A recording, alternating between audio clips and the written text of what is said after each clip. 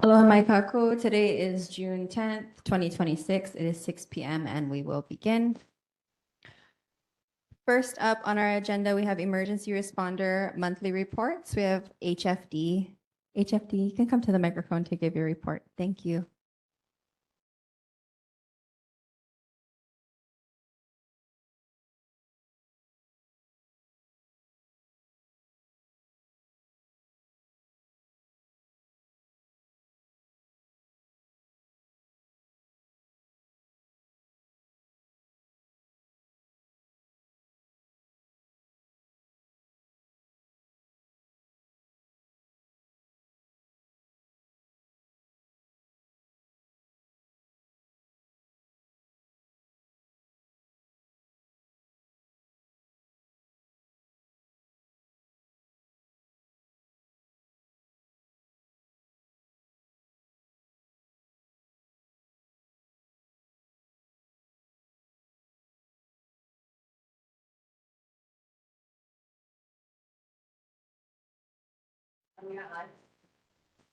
Kalamayo, are we having technical?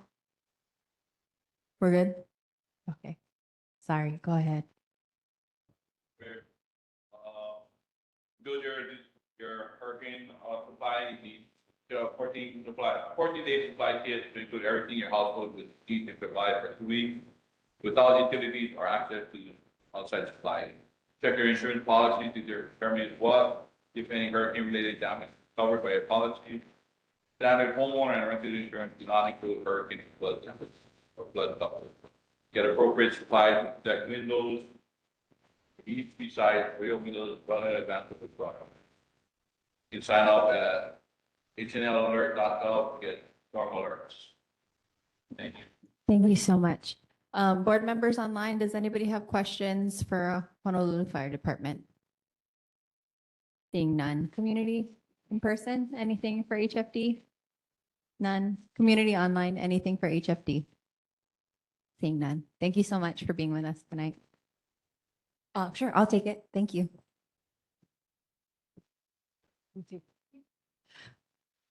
That's okay, just let it go. Next up, we have Honolulu Police Department. Thanks, HPD. Good evening, board and members of the audience. I'm Lieutenant Sanford Yu. I'm one of your lieutenants on night watch in District 4. Present the stats for May. There were no motor vehicle thefts, no robberies. UMVs decreased from 2 to 0. Burglaries increased from 0 to 2. And motor vehicle break-ins decreased from 4 to 2. You guys live in one of the safest communities on the island. We are willing to answer any questions at this time. Thank you so much. Board members in person, anything for HPD? Oh, Kalamai, sir, could you, sorry, just for the recording, could you come to the microphone so that we can just have you on record?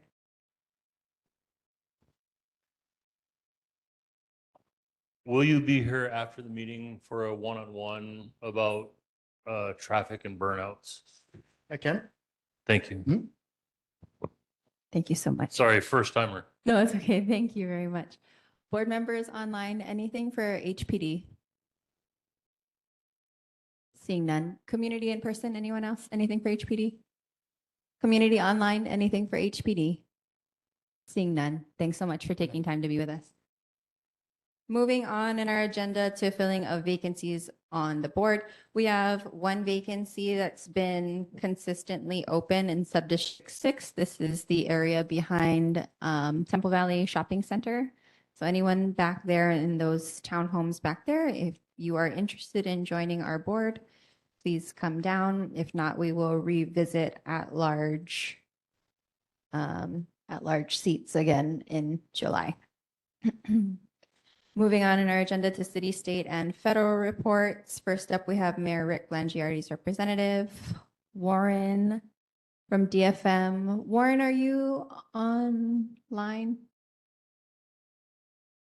I do not see Warren online. If he comes later, we can circle back. Moving on to Councilmember Esther Kiaina's office. Kim, are you online? Aloha, Kim. I'm actually Oh, here Councilmember. Hey, tonight. Councilmember. Aloha and good evening, everyone. As you know, we are wrapping up the budget. And I know that we had final passage, and I know Kim had let you know that I was trying to secure $2 million extra for grants and aid. While I was only able to secure 1.5, it should be sufficient to be able to make the key project eligible for funding.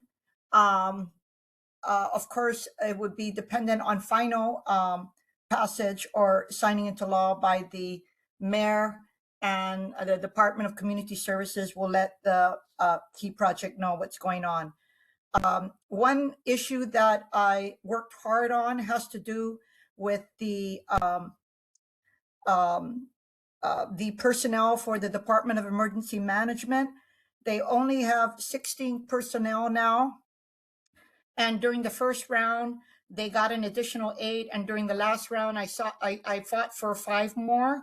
So all total, the additional staff would be 13. And this is critically important for communities because communities have said that apart from being short staffed, it's not enough to focus on disaster recovery, but pre-disaster planning. So I just wanted to let you know that. Of course, everyone knows that Pai Ohea commemorated its 25 years this year. And so we had several of the founders at the city council to honor them. I do know that board member Bender at the last meeting had wanted to know my position on the salary increase. I had testified at the salary increase, which proposed I think it was like 4.7% for the city council. I said that it was not warranted, and that although up to 5% is the current law, I believe that it should be in the 2 to 3% raise. So for this year, I will not be accepting the pay raise. And I believe that's all I have. Mahalo, Councilmember. Board members in person. Anything for Councilmember? Board members online, anything for Councilmember? Hello, my Councilmember. We're having some slight connectivity issues here, so I can't see if there's hands raised online. You just bear with us for a moment. No hands, okay. Community, we did board in person, board online, community in person. Anything for Councilmember? Any questions, comments? And community online, anything for Councilmember? Jordan, any hands? Seeing none. Thanks so much, Councilmember. Mahalo, take care. Take care. Moving on to Councilmember Matt Wire's office. Do we have Chelsea online?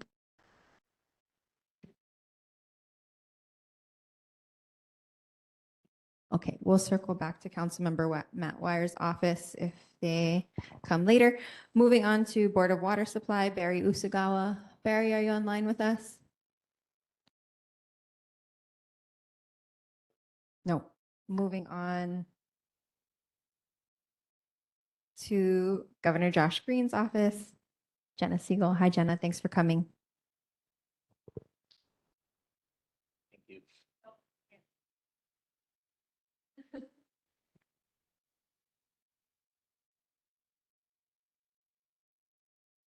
Okay, good evening, everyone. So I handed out the June edition of the governor's newsletter. Specifically, I wanted to highlight that we are now in hurricane season, as you all know, I'm sure. And the state is encouraging the public to prepare early and monitor forecasts closely, understand the local risk, and act promptly. And then there's a couple items I wanted to follow up on from last board meeting. I contacted DLNR about the dumping incident where they were wheelbarrowing the dirt down the coastline. They asked me if whether the report came to them by email or phone, and if so, which address, number, or division received it. I did reach out to Chair Spencer for that information, but haven't heard back yet. But DLNR did confirm that the enforcement hotline is 808-643-DLNR, and the burials hotline is 808-692-8015. And then regarding the glass bottom boat, DLNR said their Division of Boating and Ocean Recreation is aware of the boat in question. They report that the owner cannot renew the commercial permit because the boat is not seaworthy. The division has been working with the owner to remove the vessel completely, but recent weather conditions in the Kaneohe Bay have forced some delays with the removal. The glass bottom boat is being temporarily replaced with another vessel that allows passengers to enjoy the underwater marine life. And then lastly, I contacted DOT regarding whether they could paint the curbs coming in and out of Wilson Tunnel, but I haven't heard back from them yet. So I will follow up with them and see if I can get an answer on that. Yeah, and I can take any questions back if anyone has any. Thanks so much, Jenna. I actually have the information that you asked Chair Spencer for, so I can go ahead and email that over to you. And but it did come by phone. Okay. But I can email you the address of the homeowner. Board members in person, anything for Gov's office? Board members online, anything for Gov's office? Seeing no hands. Community in person, anything for Governor's office? Seeing none. Jordan, can you see hands online? No hands online for community. Thanks so much, Jenna. Have a good night. Moving on in our agenda to Senator Brenton Awa's office. Do we have Liz online? I am here. Hello. Hi, can you hear me? Okay. Hi, everyone. Good evening. I'm reporting to you here at the state capitol. Just because it's interim doesn't mean that we're still busy. My name is Elizabeth. Hello, Chair, board members, members of the board, members of the community. My name is Elizabeth Tavake, and I'll be giving this month's legislative updates on behalf of Senator Brenton Awa. As I mentioned last month's report, a total of 268 bills were passed. That has passed the legislature and were transmitted to the governor for consideration. But since then, the governor has continued to take action on those measures. Last Friday, 17 bills were signed into law, followed by another 19 bills this past Monday, bringing the total number of bills signed by the governor of that 268 to 123. 123 bills that have been signed and have become an act. The bills signed into law cover a wide range of topics, including public safety, healthcare, transportation, government operations, tax relief, environmental protections, and support for local families and communities. Moving on to community, last month, Senator Wah and I were able to meet with the Valley of the Temples. I mentioned this last month that we were going to have a meeting. We did have that meeting with the Valley of the Temples regarding the concerns from the residents on Nukupu Street with a lot of the heavy traffic and commercial vehicles that were using that residential street to enter the easement on Nukupu Street. Ultimately, all the commercial vehicles using that easement on Kahaluʻu Street, we had learned are big pumping cesspool tank trucks who go into the Valley of the Temples and pump once or twice a week, sometimes even 3 times. So we're working with the city. That was actually an issue last year. I think we had So sorry about that. We had an issue last year from residents and community members that there was, I believe, sewage seepage on the property when people would visit their loved ones. So the solution for that is this ongoing pumping that they have every week. But now that fixed that issue of the seepage, but now there's the issue of these big commercial trucks using New Kapu'u Street so often throughout the week. So what they're trying to do is they're trying to work together with the city or trying to have someone from the city. So maybe we can reach out. We actually have reached out to the city and we're waiting on them to see if we can help them connect to the city sewer so that they don't have to have these trucks pumping so often every week or using the residential street. So hopefully that would solve that issue. We're still working on that. Hopefully we have a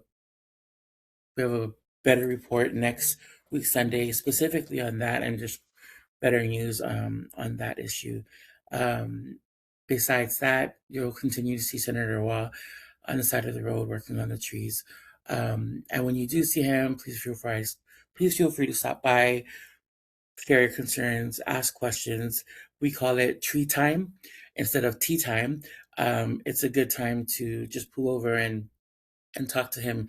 You'll get him out there better than you will here in the building. But yeah, if there's anything else, if anyone has any questions, I'd be happy to take that back with me to Senator Wah. Mahalo, Liz. Board members in person, anything for Senator Wah's office? Are we still connected online right now? No. Can you see people? Okay.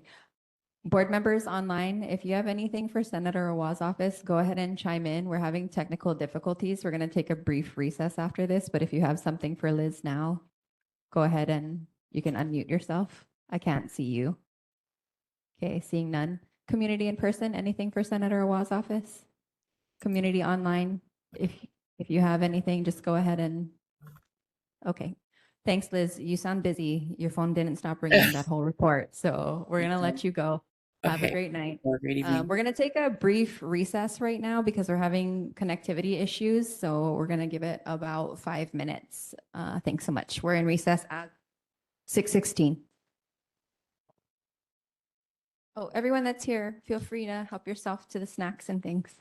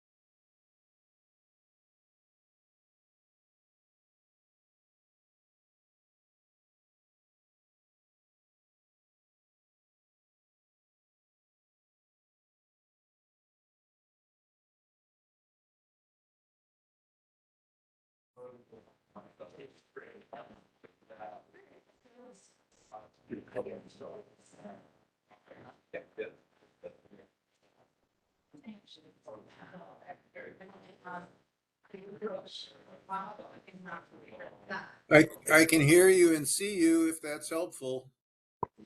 Hi, Uncle Ken. Yeah, we're still in recess because we can't see anybody and we can't see hands. Only Jordan can see the hands and the NA and I cannot see anyone. So we're still in recess.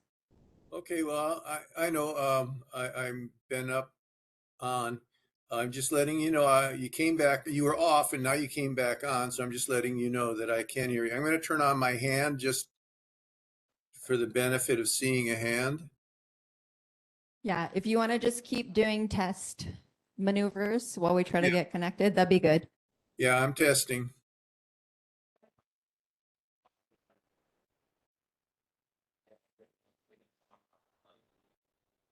You guys are still on. I'm still on.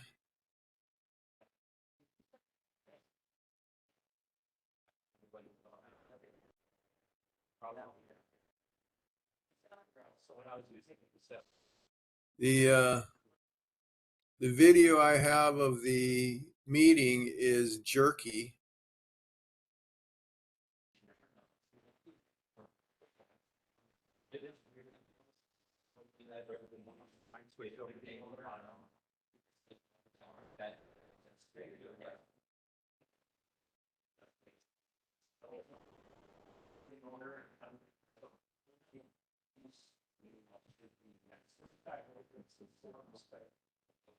Ken, are you able to hear me? I can hear you. Yes, John. Okay, good. Hey, let's have our own meeting on the On side. recess, Johnny. We're having technical difficulties at Key. Okay. That's okay. John and I'll have our meeting on the side. He's Yeah. in Portland. And sunshine doesn't count here. I'm 3,000 miles away. Oh, better video of the meeting room.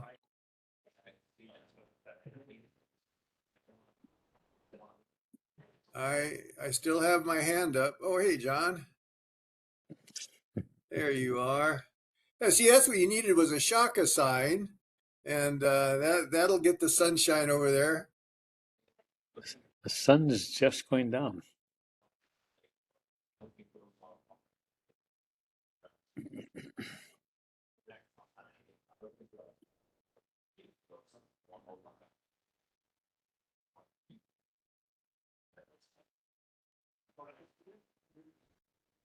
How was the flight over? Good. Crowded. Oh, I usually ask, was it all the way, or did you have stopovers? No, just a straight line. That's good to know. Yeah. I hate those East Coast flights where you got to stop every 10 minutes. Oh, I know. That's I know. all. I'm rusty at traveling. Yeah, as we get older, it ain't getting better.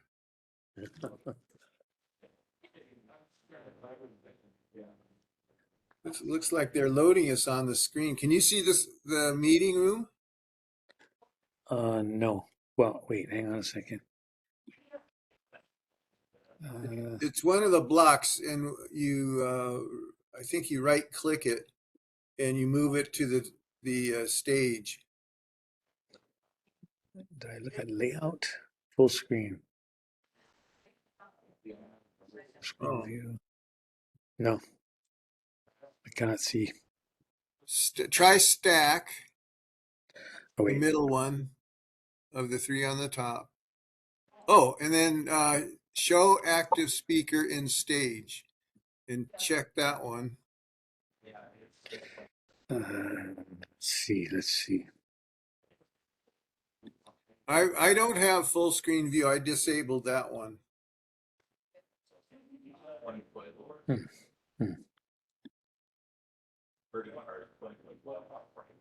All right, we Oh, are you're calling good. back to order at 6:22.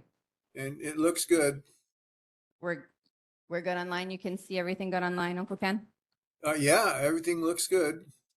Okay, great. And I'm We are going to muting circle myself. back.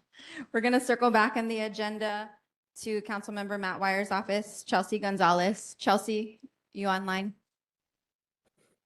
Everybody, I am hopping online, hoping you can hear me okay. Yes, we can hear you. Go ahead.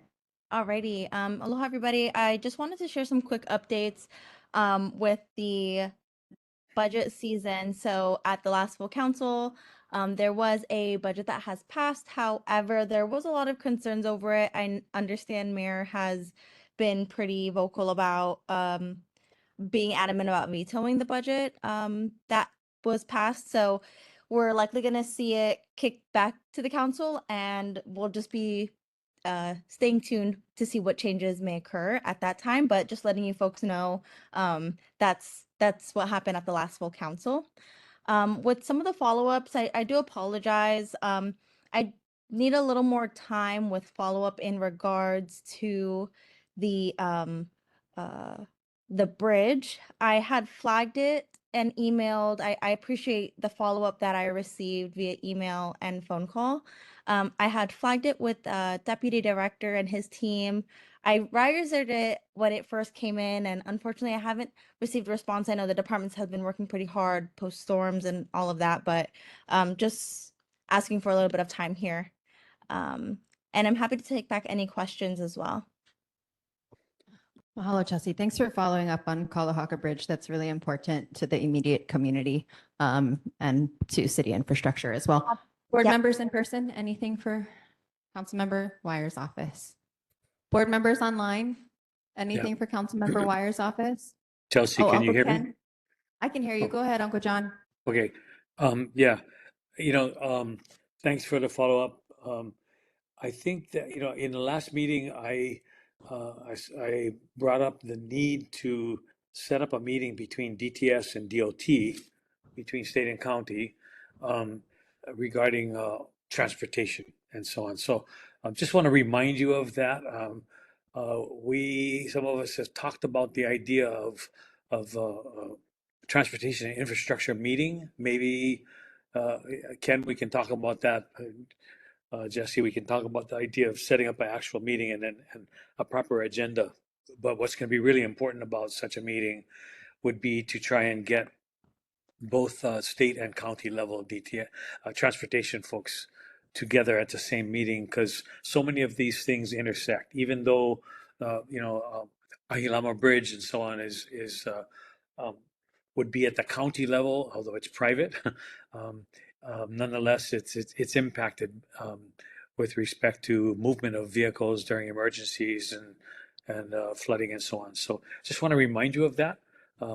That's going to be really important. I'm on the mainland. When I get back, I'll be in touch with you guys, because I think that a lot of our concerns can move towards being resolved by having the right people in the room at the same time. Yep, that's it. Thanks. Thanks, Uncle John. If you want to initiate that email correspondence, I'd be happy to put that on next month's agenda and invite who we need to invite. Thanks so much. Can I ask, if we're going to set up a transportation infrastructure meeting, what's the process? What do we have to do in notice and all of that? For your committees, you folks need to have full committees before we can have committee meetings. So I would just invite them to our meeting at large, unless you want to hold a special meeting outside of committee. We could call a special meeting if you want to do that. What's a full committee meeting?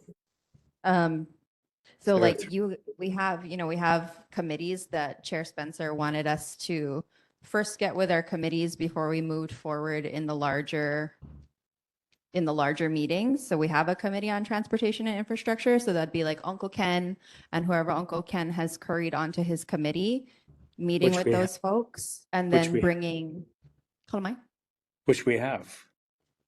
Oh, you have already. Ken is the chair. Okay, then we can just put it on the agenda.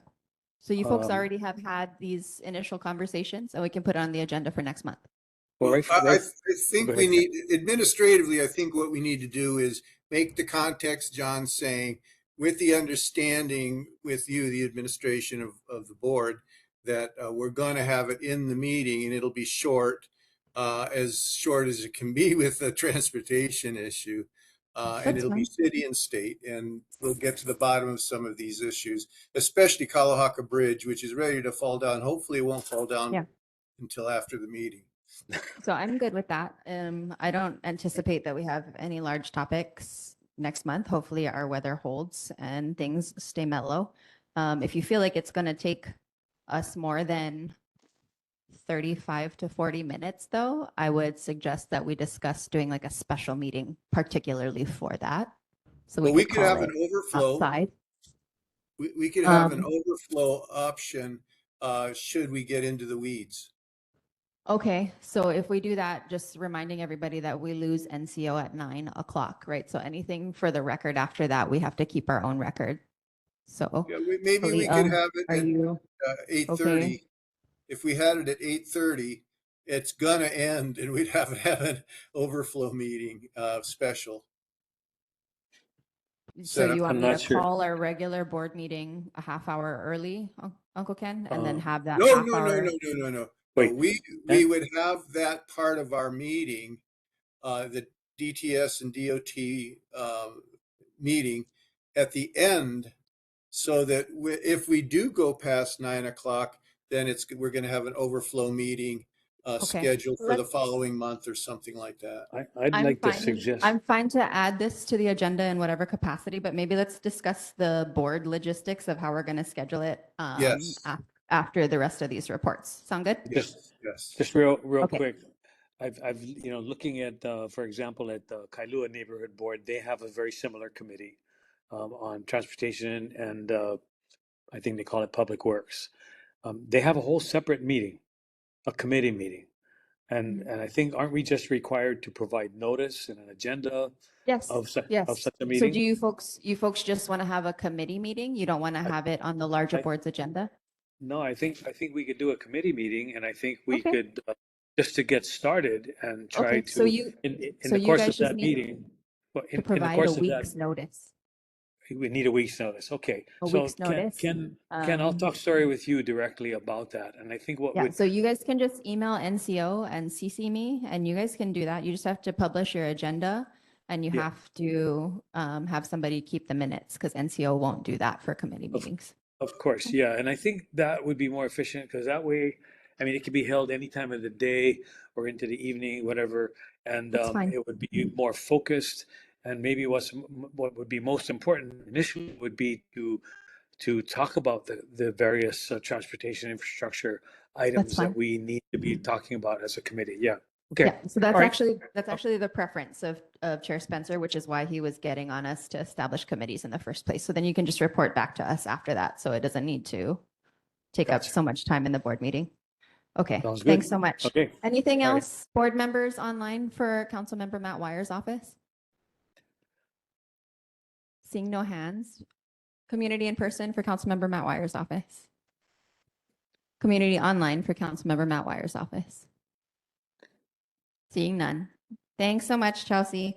Since we circled back on the agenda, I'm going to check in Barry Usagawa. Barry, are you online with us? Board of Water Supply, perchance? Okay, still not with us. Moving on to Representative Lisa Kitagawa's office.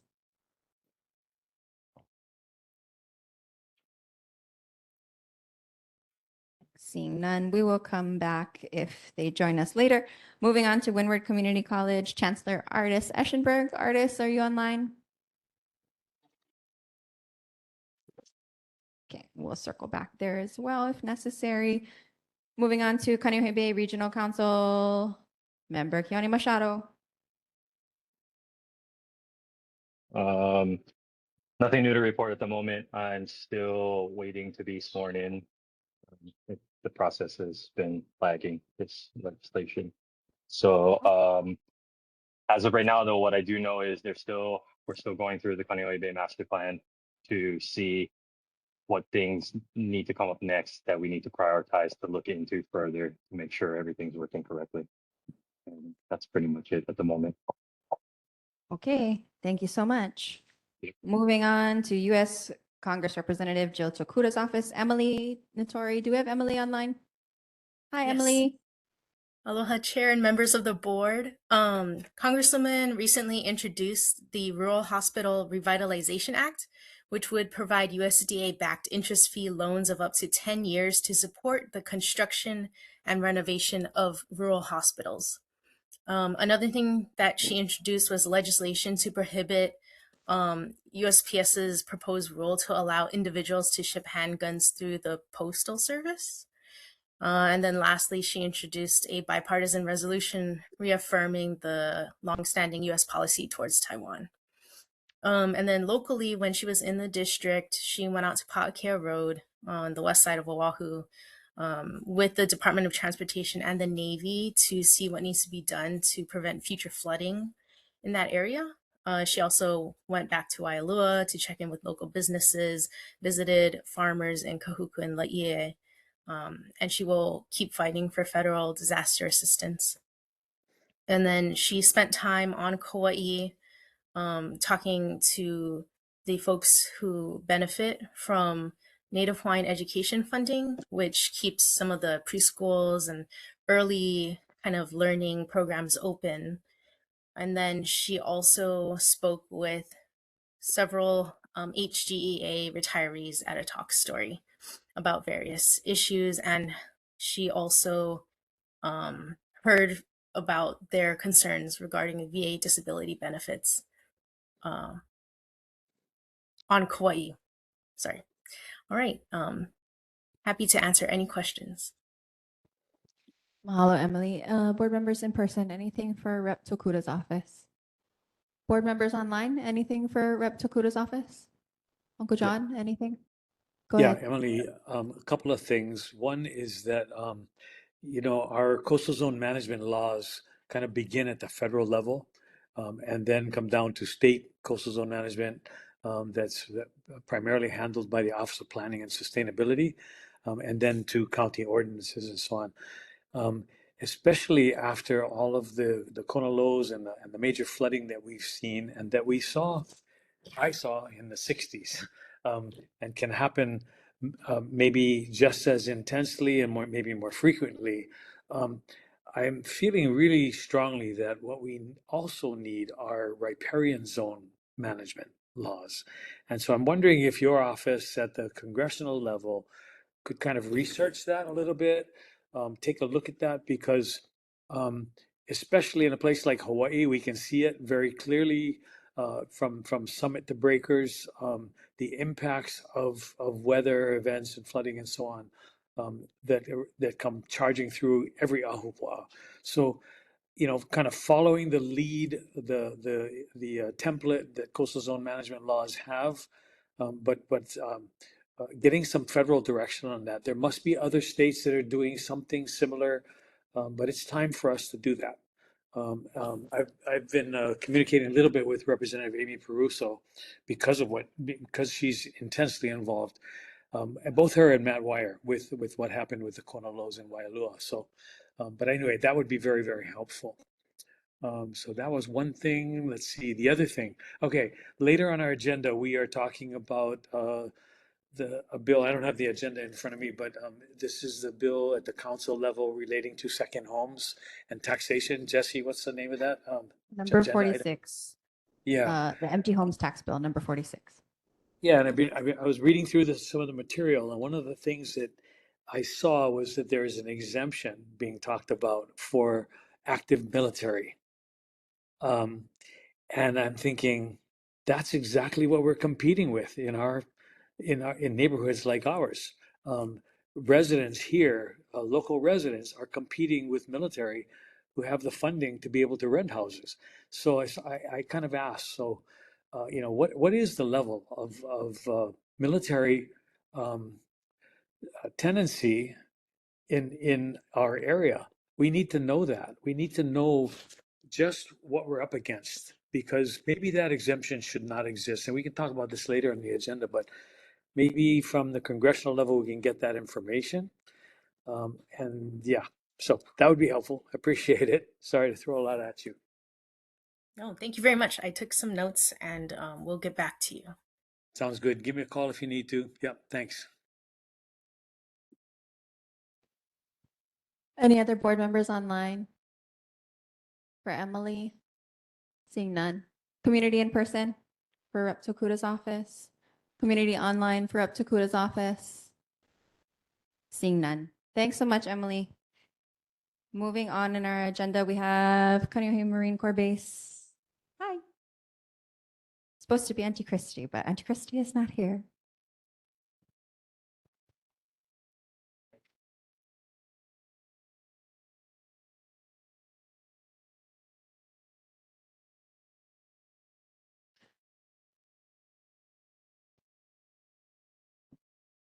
Hello, Lieutenant O'Hara here again. So there was a question last month about whether or not RIMPAC would be able to help support additional humanitarian aid and disaster relief.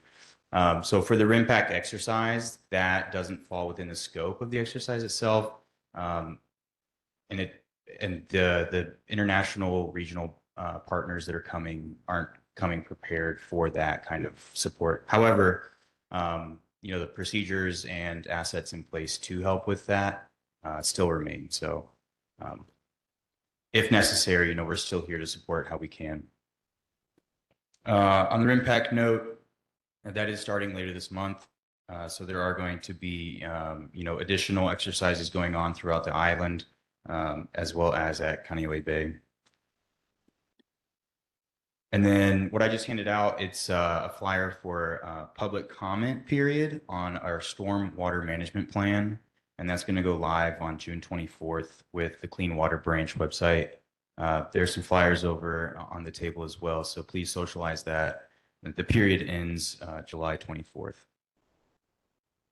And then just of note, so earlier today, we met with multiple representatives from the state as well as agencies to celebrate the closure of a project that's been getting worked on to put part of the Kaneohe Poly under state protection, essentially, from further development through the Trust for Public Land. So it's about almost 1,000 acres that'll be protected. And so that increases water resiliency as well as natural forest. So that was it was our first for the base. It was our first project completion of this kind. So we helped provide funds to essentially acquire this land for the state and then prevent further development. So that's all I have for the base, pending any questions. Mahalo. We appreciate that. I have a question that you probably don't have the answer to, but if you could check in with folks. When the base has wastewater discharge, is that because the infrastructure is lacking? What is the cause there? What's happening when wastewater discharge goes into the bay? So it is kind of multifaceted. So there is a limit to the infrastructure. And so again, that's part of the project that we're working on to increase the redundancy, increase the capacity that we can support. But then also, when we do have back-to-back storms, it does overwhelm that infrastructure as well. So as we're, competing against that and trying to recover and get back to normal operating procedures, it can just, be an inundating factor. Okay. So with this stormwater management plan, is that supposed to help mitigate those kinds of discharges? So in and of itself, it's more about we're looking at ways that we can increase stormwater catchment, and it kind of goes into you can look at the 2024 stormwater management plan, and then this kind of expands further upon that, taking the whole picture and how we can progress forward and improve our own systems. Mahalo, Lieutenant. Board members in person, anything for MCBH? Member Masterson? Just real quick, can you remind us the dates of RIMPAC and kind of perhaps explain, are there any impacts on recreational boaters or Kaneohe residents or anything that we should just be aware of during that period? So I can't call to mind the exact dates of RIMPAC, but they'll start coming mid to late June. And then the exercises themselves end at the end of July, and then they'll be leaving beginning of August. The exercises themselves, they can have periodic impacts. Mostly, as far as it impacts Marine Corps Base Hawaii, it would be at Bellows or the base itself. So an increase in aircraft and then potential training in Bellows itself. So the beach might have a closure, but that would be posted and communicated to the community there. So Thank you. It's always good to give everyone a heads up. Yep. Appreciate you. Is there a number we can call in case, things are excessive for community, just to give report, or not really, not so much? Yes, actually, I should have brought another flyer. We have a flyer for, if there's any kind of sound reporting or things like that, I can email it to you guys. Okay. And then socialize that as well. But Next meeting's fine too, because on our HPH website, if you go to resources and in our community relations side, there is a sound reporting form that you can submit any kind of issues, and we'll get back to you on that. So just provide your contact information and we'll reach out. Great. It's also just good to know there's exercises happening. Yeah. So thanks. Thank you so much. Board members online, anything for MCBH? Uncle John, go ahead. Yeah. I wonder if you can quickly outline the primary and secondary purposes of RIMPAC. RIMPAC, you're talking about the whole rim of the Pacific.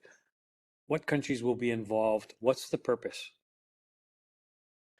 So the full list of countries, I don't have down or to mind, but it is the largest exercise in the region, and it brings in like Philippines, Japan, Tonga, like just all of our regional partners. I think it's upwards of 30 nations that come together, and basically it's an exercise that allows us to learn how to operate jointly and integrate our systems, better understand how we conduct these exercises. So when there is a need for support, we are already like pre-integrated and don't have to try and build the plane while it flies. So. Okay, so support to what purpose? Well, so the purpose can be whether it's a regional conflict or humanitarian disasters, anything that basically requires any kind of joint integration. Got you. So I'm going to take you right back to Jesse's question from the last meeting. You're talking about disasters and so on. We're heading into El Nino years. This should be a high priority, shouldn't it, for RIMPAC? Well, so it's more in the sense that we know how to integrate our services. So whether it's how we conduct operations, our orders are written, it doesn't necessarily mean they're bringing those assets to bear while they're here. Is that going to be a topic of discussion, El Nino, for the RIMPAC countries participating? I don't know what their actual planned schedule is, but I can try and find out if that is going to be something considered. Okay, I would highly suggest that you do consider that, because that's probably the biggest threat we're facing here in Hawaii. And it's a huge threat all the way around the Pacific Rim. So yeah, I would encourage you to put that out there. Awesome. Thank you. I'll take that back. Thanks. Any other board members online for Marine Corps Base Hawaii? Seeing none. Community in person, anything for MCBH? Community online, anything for MCBH? Wow, that's really loud up there. Hold on. I'm having trouble. Oh, Sorry. hi, Marie. Go ahead. Hi. I participated in RIMPAC, I guess it's 2 years ago, and it was a natural disaster. So to help answer your questions there, John, it was a tremendous event. Air evac from Maui after a simulated storm over to someplace on Sand Island or wherever I was. I don't know. I just followed directions. And we, interestingly enough, had a storm that interrupted the evac procedures, which were real evac. The volunteers from Maui that served all had simulated disaster aspects, from a storm. We used helicopters. We had they had a tremendous setup on the landing site for the helicopters. It was really a well thought out, well executed, astounding example of the supplies that are around and how we can work. So, I'm glad you're bringing up that natural disaster situation. And if we have another one like that, you can volunteer. All of us could volunteer as something to help out on the civilian level on this. But it was really a very, very exciting experience. So just that. Thanks, Marie. You're Mahalo, Marie. Community online, anyone else for MCBH? Oh, go ahead, Uncle Dan. I just had one question about the coral in the bay. I wondered if the Marine Corps base could possibly take on a positive education campaign to encourage people not to use the oxy sunscreens and various things that destroy the coral, and if they could educate the Marines who are coming all the time about how fragile that environment is. I'm just throwing that out as an idea to you because I've spoken to you before. And what do you think the Marines would say about doing something like that, about just working on kind of cleaning up the bay and making it better for the coral? Yeah, so that's a really good question. So we do have an orientation brief that all our new joins do. So when, Marines and their families come onto Marine Corps Base Hawaii, we do an orientation brief. And part of that is to educate them on, cultural significances and, the sacredness of the Aina and all that. And as well, we're also trying to renew some of the messaging that we do through our environmental program and get them a little bit more involved with how we communicate, not just with the community, but also with, service members and families on base. So that'd be a great thing to add in our robust communication there. I love it. Mahalo, Lieutenant. Any other folks in Yes. person or online? Okay, go ahead, Uncle John. Yes, Last one. one more time. Yeah. So not RIMPAC related, but going back to the issue that we're about to address at our neighborhood board relating to military housing, active military housing, so on. If you could help Representative Tokuda's office with coming up with numbers that tell us how many active military are housed on base and off base, if that would be helpful.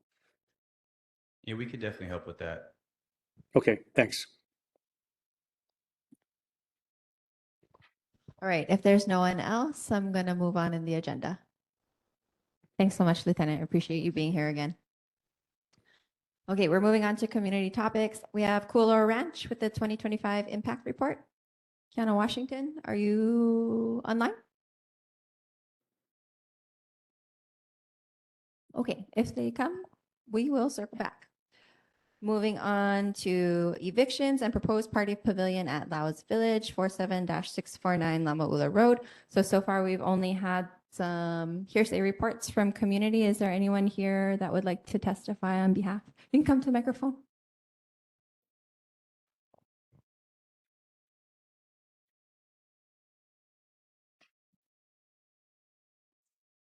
Well, aloha everybody.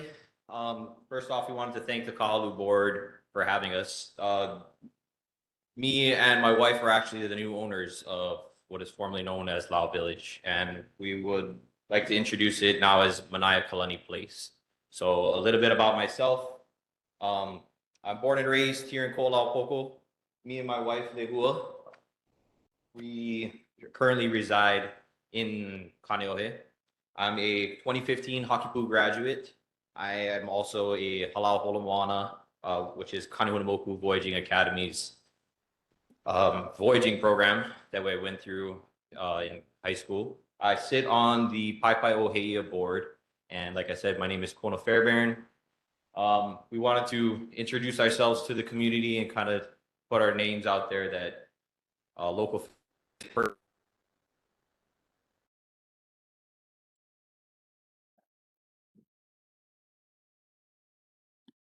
we kind of are up in the air. We partnered and we're still looking for collaboration, but I believe I have representatives from the G70 planning group, as well as Auntie Kapea herself is still on her way, but she's going to be a key member in kind of what we want to do with our vision with Manaya Kalani Place.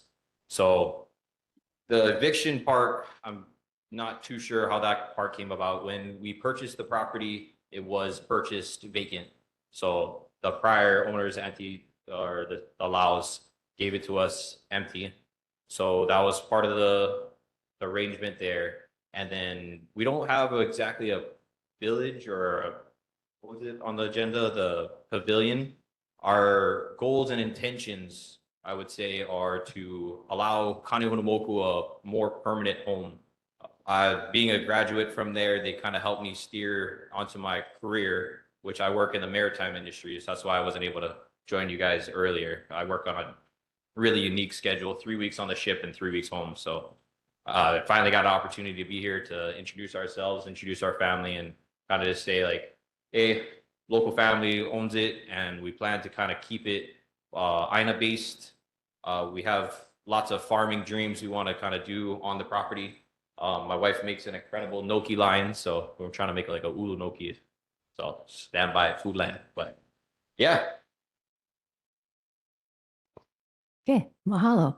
Anybody else in relation to this topic want to speak on this topic? Brother, did you want to come to the microphone? Okay, so I have a couple of questions. I live just up the street, okay. so I'm very aware of trucks coming and going and grading and grubbing. And while we appreciate that you folks are from Ko'olaupoco, can you furnish me some permits? I don't have any permits to furnish at the time. Right now, we're not really doing anything permanent required. I know Uncle John was talking to me about like soil plans and water plans, and So grubbing in the SMA 100% requires permits. we're not doing so much grubbing. I know G70 would kind of like to comment on anything that I have permit related. Okay. Like we have a lot of invasive trees. We have massive amounts of California grass that we want to kind of. Okay, what about the load of material that was delivered yesterday? No loads of material, as in, Like a truckload of coplane that was delivered yesterday. I mean, I have potholes and water damage from the Konolos ourselves that we have to try to address and figure out how to kind of navigate what's left. I mean, there was a lot of neglected care done on the property. And so right now we're going through a lot of trash and we're trying to backfill all of that. So I wouldn't say backfill, but we're trying to clean up the area. You know, I had 20 years of just massive amounts of trash that we're trying to deal with. And then I know if you live real close by, and you said you did, like, I did want to ask you guys as well, like, what can we do about the trash pile that builds up in front of our home? Because like that's something that I take out of my own personal money to, you know, I have dumpsters that I send out. Just I'm finding I have like 4 broken cars. I got broken boats down. I got engine blocks that I have to pay out of my own expense. And I'm not exactly loaded. I got all my kind of financial ties tied up in just trying to make something for my family here. So that's understandable. So you folks are planning to live here? Yes. Yeah. Okay. Yeah. That's great. Our main concern here is going to be the wetland because you're adjacent Yes. to HK, Yes. which we as a board fought for many years. It is the same thing. Yeah. And so we definitely need the same transparency, local or not. Yeah, well, I mean, we were happy to provide all of that. I mean, Okay. we're still in the process of planning and try to just make the place, you know, seeable. Like I can't do anything if there's a lot of like unknowns. So, I understand. Yeah. Are you folks still on cesspool? yes, And you're aware that before you start touching any construction, you're supposed to convert it? correct. Yes. Which So- is also something I've been trying to figure out we are talking and trying to figure out the process there. And like I said, I have very little knowledge in that category. For me, I'm kind of just like the dreamer. We can put the idea together and I try to get the correct components to kind of present everything forward. So, I mean, I'm working with G70, like Uncle John put them in touch with me, and we've been able to kind of collaborate on different ideas of how we want to approach things. But that's kind of where we stand. Okay, we appreciate that, but we are concerned about environmental issues, number one, always first and foremost. Yeah. And then number two, gentrification, because it has always been the purview of this board to keep the country. Absolutely. So if Yeah. we're creating a space, like while well-intentioned, you still have to consider the community that Yes, already yes, yeah. exists. And Because we just blocked HK Yeah. and DOH just came and fined them $2.1 million for backfilling in the wetland.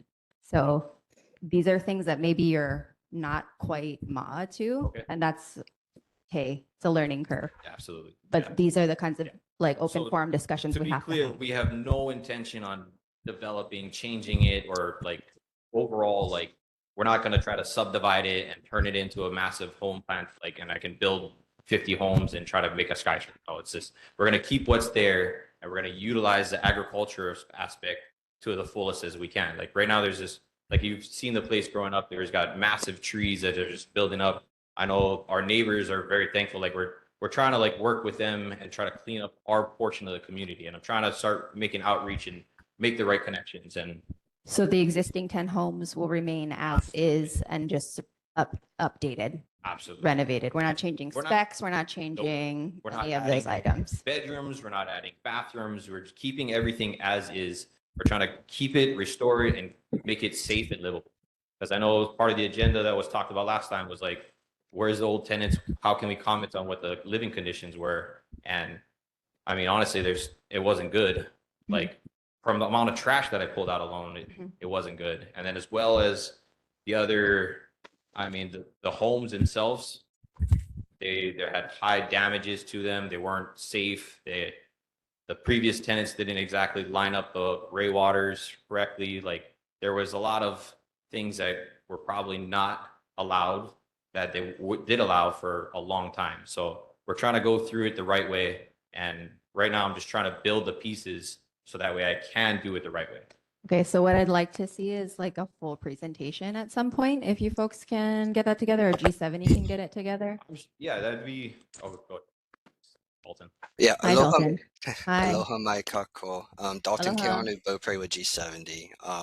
Yeah, we're in the process of being onboarded with Kona to understand how we can get Kona Huna Moku here as a home. And to all your points, you know, we'll study the AINA. We understand that we'll have to go through probably a conditional use permit process, understanding that it is within the SMA. So we'll have to understand all those policies, those regulations. But I think what sets G70 apart, and we've done work in this region in the Pai Aina, is that I think we really believe in Kawai, Kawai Mamua, Kawai Mahope, and understanding the past, present, and future of what this land used to be, the Makai connectivity, not just looking at it as a segmented, fragmented parcel. So hearing all your concerns with the wetlands, past activities, and through those permitting processes, once we kind of have our team of architects, engineers come in to kind of site plan this site out, we'll have to make a presentation to the neighborhood board. And I think Kona is very committed to keeping the community updated. I know he's from there. He has connections with Uncle John and other members of the board. So we'll do our due diligence and we'll keep you folks informed. Maupopoia'u, Dalton. So if you're going for a conditional use permit, you have to come to us anyway. That is the way it goes. So I appreciate that. We have worked with G70 for various community things, some good, some not so good. So we will be looking forward to your updates. Mahalo. Mahalo. Mahalo. Community, is there anyone here else that would like to testify on Laos Village? No? Okay, well, Keone, you have anything online? Ken, Uncle Ken? Yes, I do. You speak like you were. This is not against the project. Okay, this is just to keep your head above water when you get into regulations and such. But clearing is what you were speaking to. But I did drive through and I've flown over the area. What you're doing is actually grubbing, because when you get below the surface level and you're disturbing roots, even if it's California grass or otherwise, that's grubbing. Grubbing in an SMA requires a permit. Okay, so you might want to go into this prepared and how you're going to handle this. Then grading is, grading is what it sounds like. Changing elevations and such, as well as the other two, clearing and grubbing. They're all included in grading.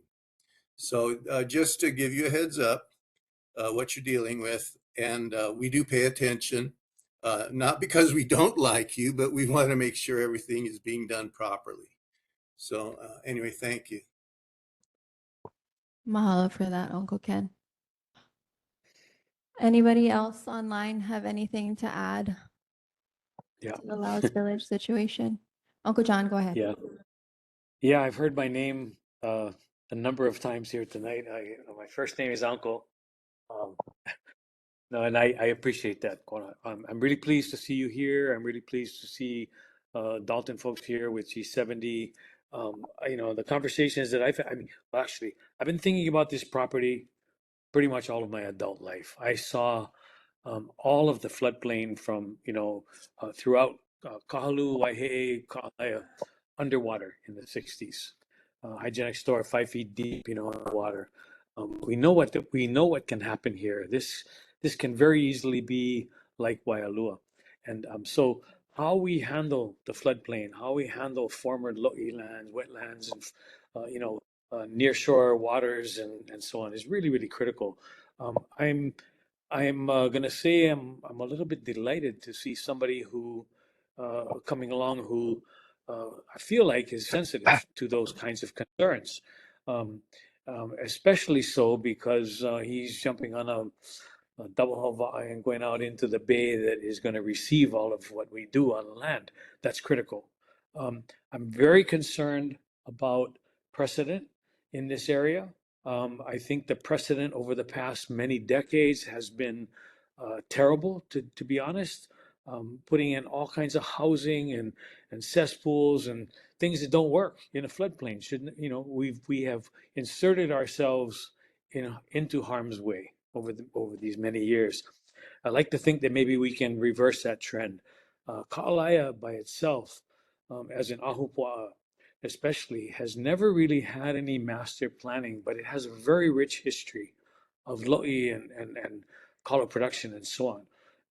I've had long conversations with the tenants who did have to move out about where they're going to go, what they're going to do, and so on. That's a huge concern. We're going to be talking about how do we keep people, the local people, in our housing.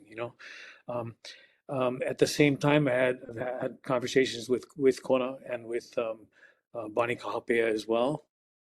And she has done, Kanehunamoku has done really excellent work educating in Kaneohe Bay, taking kids into Kaneohe Bay. And so they are, every kid who's been through Kanehunamoku's programs are kind of like an indicator species there.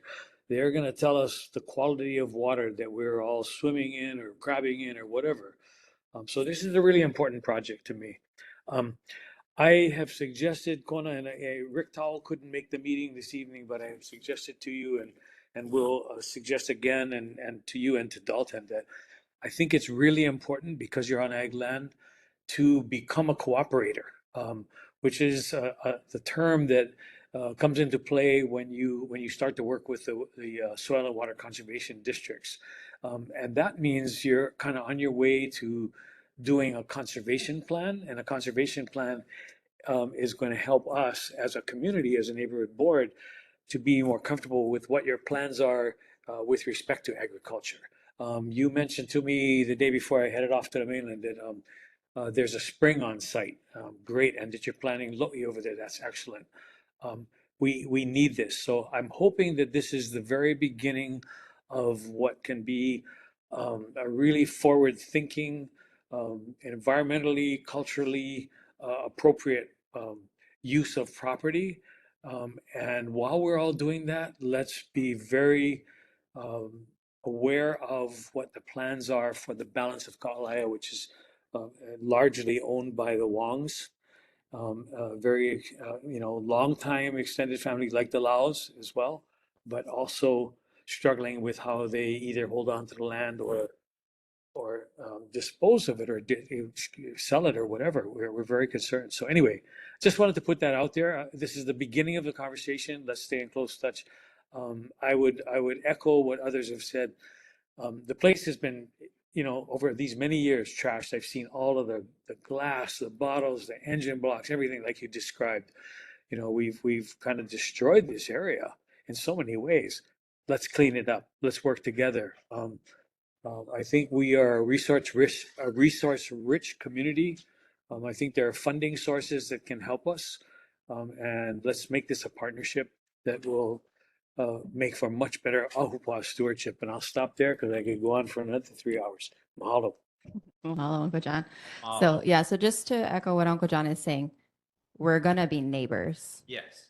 You and me legitimately are going to be neighbors because I walk down there every day. We can't give you a pass because you're Kanaka. We can't give you a pass because you're from our community. We can't give you a pass because you do beautiful work in the community. You still have to abide by the rules that we have held others accountable to. Absolutely. So right now, you guys are definitely in violation. So I would like to see Dalton. I'd like to see you cooperating with DPP to get those wastewater variances and the CUPs underway. I would like an update on that next month. Okay, And that is all I have to say. mahalo. Community in person, anything? Or Kona Hey, Jesse. and Lehua? Yes. It's Kone, Keone. go ahead. Go Yeah, ahead. so I just wanted to read this letter from one of the residents who was evicted, just so that everybody here listening now can understand it from the perspective of them. It's not to tear anyone down or anything, but I think it's important for everybody involved in this project to understand every aspect of it, including those who are displaced.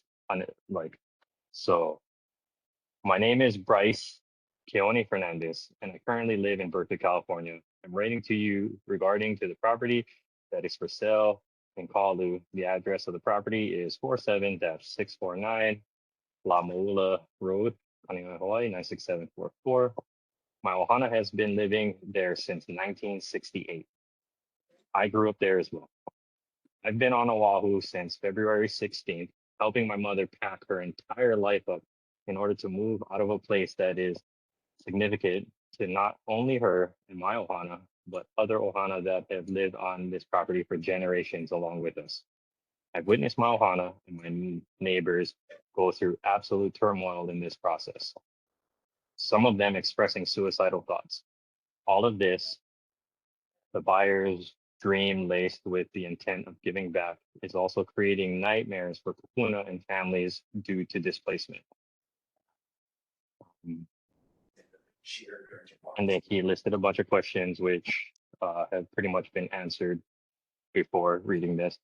And then it says, to finish his letter, it says, mahalo nui for your time and for reading this. Bryce Keone Fernandez. P.S. Jerry Santos' family lived on this property when I was growing up here. When I think about the property being sold and what will happen to it, I am reminded of Uncle Jerry's lyrics in the song titled Ku'uhome o Kahaluʻu. Last night I dreamt I was returning, and my heart called out to you. But I fear you won't be like I left you. Meke aloha ku'uhome o Kahaluʻu. That's a letter that was sent to me, like I said, by a family who was living there since 1968. And his mother, who at this point was living there alone, his father, I don't believe he's with us anymore. And his sister lives here in Kaneohe, but she's one of those people who, like, later on in age, had no idea that this was coming, and then it happened so quickly. And I'm reading this to you and sharing this with you because in all of this, you still have to account for this part of this action, right? I'm not saying that it's Kona's fault, because Kona claims that he was handed the property over vacant. But the fact still remains that things like this, like, that's why it's so important for community outreach when anybody is considering doing something like this, even if you're from the community, like Jesse said, like we shouldn't feel the necessity to give passes or believe that people will just understand because I'm from here. Like, it's important. Like, and that's why now even more so, like Jesse's saying, like, you're gonna be scrutinized moving forward. You're gonna be watched. Your Uncle Ken just gave you the the pass on, reminding you that what you are doing is in fact rubbing, and it is in fact at this moment illegal because it's not permitted. But just keep in mind all of Yes, this. So, and I say this just so that you remember, like, whatever it is you're doing, make sure you follow through with the intention that you shared with us tonight, or you will be scrutinized. I mean, it's not a threat. I'm just like, we're all connected now. We got social media, like everybody's connected. They got computers in their pockets. And you know how social media works. People will attack you. So yes, that's why I read the letter so that you understand from the perspective that from those who are displaced. So, I do believe that you have good intentions from what you've discussed with us. And I'm just hoping that, reading this to you, you hearing it will also steer you to doing the right thing, whatever it is, and that's all. All right, can I have an opportunity to address that real quick?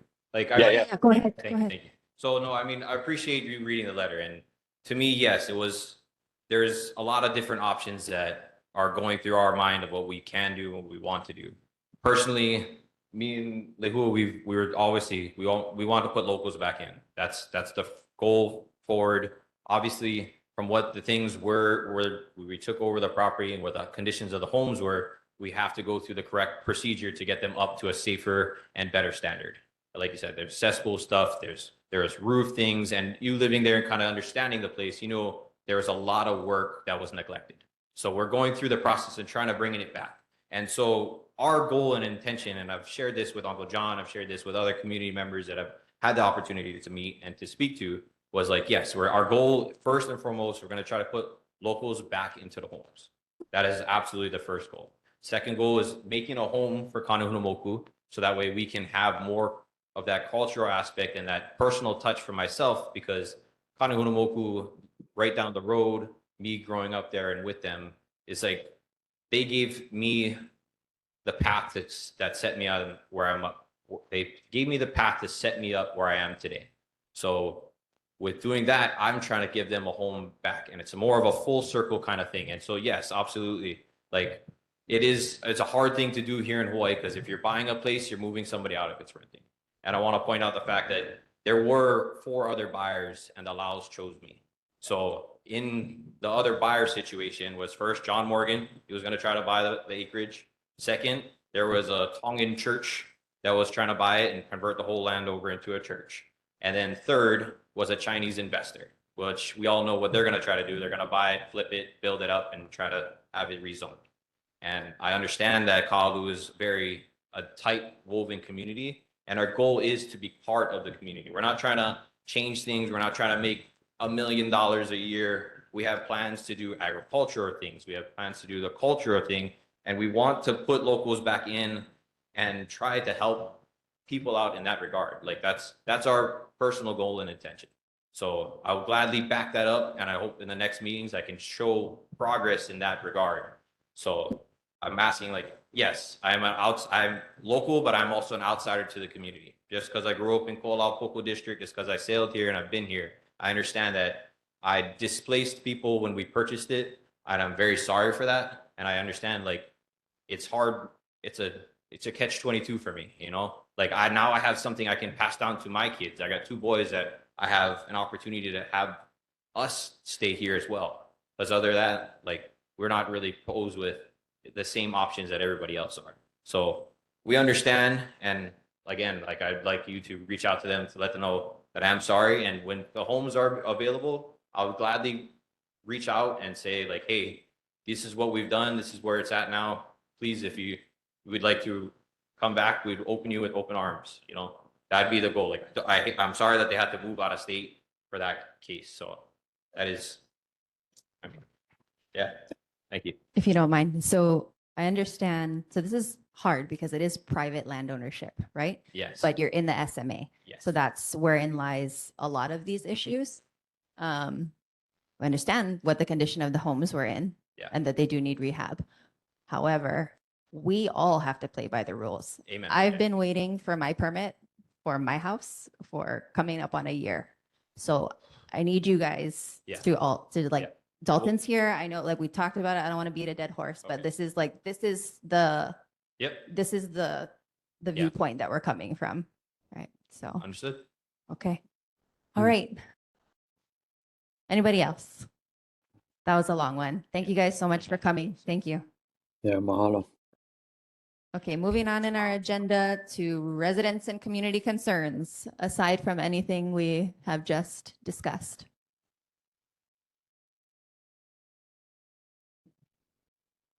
Seeing none. Wait a minute. Here I come. Here I Oh, come. go ahead, Marie. Go ahead. All right.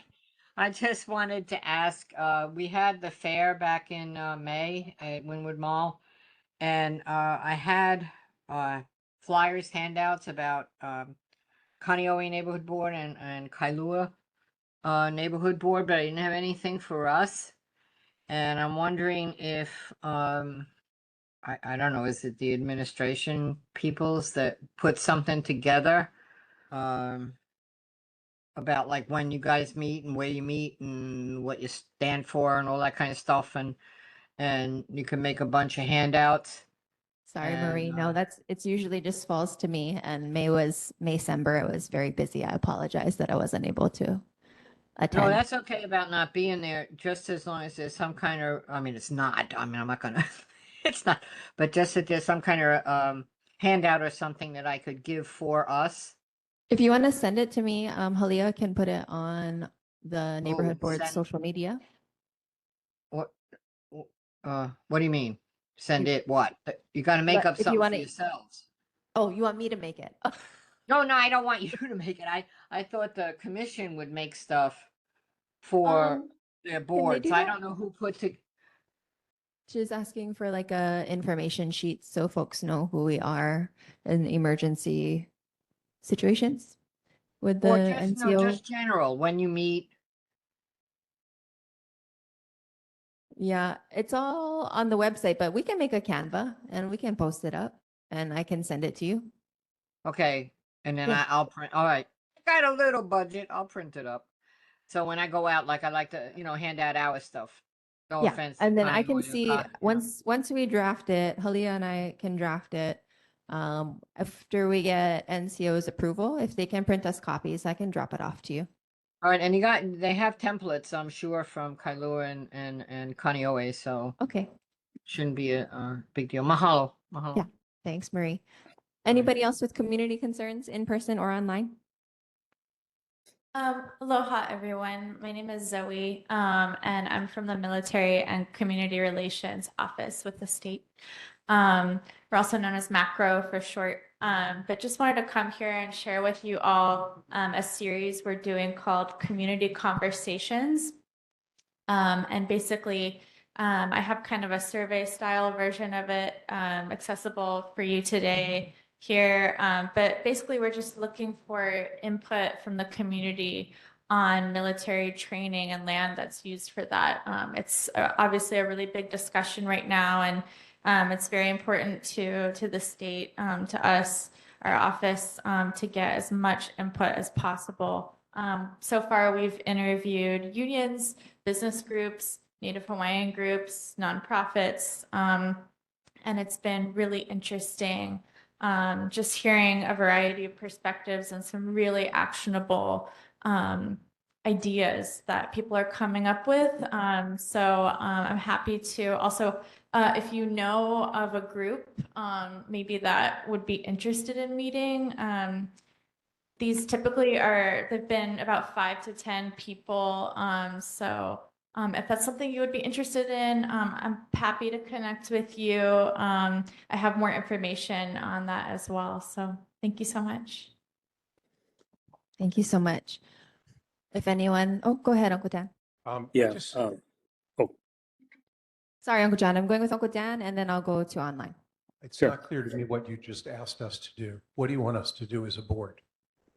I actually have a QR code and also like a physical survey, a printed copy with me that I can present to you. I know it's I did send one to Chelsea as well, but basically just looking for it's about 5 questions just related to military training lands, and we just would love your input. Could you put those questions on a piece of paper and shoot it over to Chelsea so she can put it out for us with the minutes, and then we can respond? Yeah, absolutely. Okay. Go ahead, Uncle John. Sure. I'm old enough to know that when you step in the sand, you make a footprint, and when the next wave comes in, the footprint is gone, and that's what I'm concerned about. The military has had a huge footprint on Ko'olapoko. In our area, the back of Waihe'e and Heiakea are considered a formerly used defense site. That's a legal term, right? And which means that the next step is to set up what's called Restoration Advisory Boards, or RABs, and that has not been done. The back of Haiku also, is a formerly used defense site. Waikane Valley, a formerly used defense site. Huge footprint, and very critical for us to have a conversation about that. The military's personnel changes constantly, and neighborhood boards change constantly, and communities change constantly. But the residual effect, the residual impact of the military on our community is massive, and everything flows into the Bay. So I would love to sit down and talk story with you about that. My phone number is 808-277-8686, jrapun@gmail.com. Let's set up a time after June 17th when I return to the islands. I would love to sit down with you over a cup of coffee and talk about that.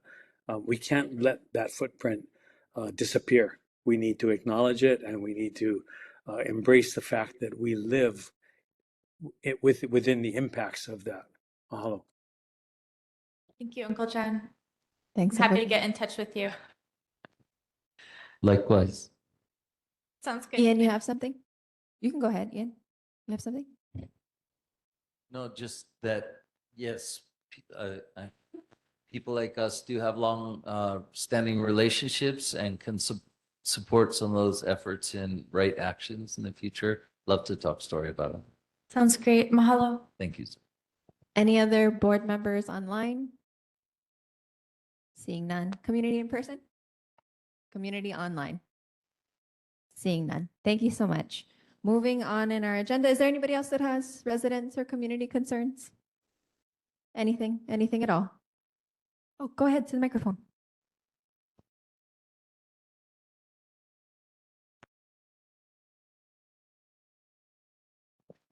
Tami Kurishige, Kualoa Ka'ava. So when last we met, I voiced my concern about 4G, 5G towers right in front of my bedroom. And I went home and I found an article about AT&T withdraws controversial Kauai cell tower plan. And that was right in front of someone's bedroom. And I was cognizant of the advice. And so I brought the articles with me because I don't want to quote something Robert's rules. And this is, they withdraw AT&T. In my case, it was Spectrum. And when last I was here, I think we talked about having a HECO member coming. And I don't know what happened with that. Okay, so I know Spectrum got permission from HECO because that's HECO's poll. And in this article, they were going to put up a 4G, 5G tower. This is on Kauai. Same situation, vacant lot, and next to the a home that exists. My situation is a vacant lot next to my neighbor's home, and then there's my home, but it's next to my bedroom and her bedroom on that top. So before this turns into a rash, maybe we can, what they said they did about it was they got signatures from the community. And of course, they got pushback from the immediate neighborhood persons. And the area was an area such as ours where there's beach and it's country, So maybe, I don't know how to move forward with it, but I did bring you articles. So if you want to, do you have all those articles saved on your computer? Where you got them from? Do you have the I internet copies? Okay. You can have these if Okay. anybody. Well, so my advice, we can take those for Okay. us, but my advice would be to, all of the articles you've printed there is to collect them and attach them in an email. Okay. And I would email your senator, which Yes, is. yes. That's Esther. Yeah, we started to get involved with this. So Esther Kialina says, you gotta tell us what's going on because we don't know everything. So- And then I spoke to. So Esther's actually, because you're in Ka'ava, Esther's not your council member. So your council member is going to be Matt Wire. Your senator is going to be Brenton Awa. And your House representative is Lisa Kitagawa or Quinlan, depending on where your boundary is. So it would be beneficial for you and your surrounding community to attach all those articles you have there, given the brief synopsis you gave us here, and ask them how to move forward there because HECO is part of the public utility. So they can, yeah. they can put you in touch with the folks that's going to reach quicker than Yeah, than and we could here. We did attend those, the other meetings, so Mhm. we're kind of newbies here, trying to feel our way around. Yeah. Where do we get started? But I'm tracking with that. Yeah. So this is good that you're here to testify. It's on the record, right? So now you're on the record twice for on Olelo and on YouTube. So people know what your plight is, and then you can go ahead and take those next steps would be beneficial for you to find out what you need to do next. Thank And you. if you get really stuck, we are just a committee advisory board. We're grassroots here. Sometimes you might need to seek legal counsel because we can't offer any legal advice. Got it. Yeah. Oh, okay. Yeah. Be good there. Yeah, you can leave it, or I could take it. Okay, Yeah, I thank can you. take it, Francio. Thank you so much. No worries. Thank I, you. I have something. Go ahead. I was recently advised by one of our government representatives that if we submit along with a contact of some other way, have that email with the attachments available. So right after you're done talking to them, you then submit that email to them, and that gives them information that helps them help you. That's it. Thank you. Thanks, Uncle Ken. Anybody else in person or online want to respond to any of the community concerns? Okay, go ahead, Uncle John. Yeah, I had suggested at the last meeting that, we have been hearing from the Board of Water Supply on a regular basis. So appreciate that. We should also be hearing from HECO, and Spectrum and Hawaiian Tel on a regular basis. I mean, it doesn't have to be every single meeting, but that would help us because yes, they are all sharing these poles, which are segregated into different, electricity, communications, and so on. And I think that could help this. Then the other thing, Ken, to you is that this is a infrastructure issue and public utilities related, and maybe we should put that on a committee agenda. Yeah, thanks. Thanks, Uncle John. Yes, I'm in agreement. Anybody else in response to any community concerns we've just discussed and or any other additional community concerns? Seeing none. Moving on to board business. All right. First up, we have the adoption of a resolution in support of the empty homes tax bill number 46. Chelsea, do we have quorum to even do this? Okay. I'm going to read it real quick for the record. This is a resolution to support establishing an empty homes tax in Honolulu, whereas the Kahaluʻu Neighborhood Board number 29 serves as a citizens advisory board dedicated to enhancing effective citizen participation in government decisions as outlined in the city and the county of Honolulu's neighborhood plan of 2008. And whereas Hawaii is experiencing a longstanding affordable housing crisis, and whereas as a result of this housing crisis, Hawaii continues to experience out migration, with many residents leaving Hawaii due to the high cost of living and the lack of affordable housing. And whereas, despite our elected officials' many attempts at addressing our longstanding housing crisis, most indicators suggest our housing crisis is getting worse, not better. And whereas Governor Josh Green stated in his 2024 State of the State address that building alone won't solve our housing crisis, we need to find new ways to make buying or renting a home more affordable in Hawaii. And a challenge of this magnitude requires multiple solutions. There's no silver bullet. And whereas Governor Green reiterated in his 2026 State of the State address but we know that building alone won't solve this challenge. We also have to return more homes to local families. And whereas, in line with Governor Josh Green's statements, many housing experts acknowledge that unaffordable housing rental prices are caused by both A, limited supply driven by existing barriers to build, and B, excessive demand exacerbated by outside global demand, and that any solution will require multiple parts that address both factors. And whereas, despite Hawaii residents' pressing need for housing, periodic reporting from the Hawaii State Department of Business, Economic Development, and Tourism, DBED, shows that the demand for housing from out-of-state buyers continues to account for a significant number of housing transactions. And whereas, in addition to the significant demand from the out-of-state buyers, it is further believed that the thousands of existing units remain vacant on Oahu, with a significant portion being owned by outside investors. And whereas Honolulu City Council Bill 46, 2024, seeks to address the impact these vacant housing units have on our unaffordable housing rental prices as one potential component of a multi-part solution to our housing crisis by establishing an empty homes tax on Oahu. And whereas over recent years, there has been broad public support among Oahu residents for the concept of establishing an empty homes tax in Honolulu. And whereas in line with this broad public support, the City Council has made multiple attempts in the past 5 years to adopt an empty homes tax, suggesting continued support from City Council leadership to explore such an initiative. And whereas as part of its decennial proposal review process on June 1st, 2026, the Honolulu Charter Commission advanced proposal number 170, P170, to establish an empty homes tax to be further considered for potential placement on the November 2026 general election ballot.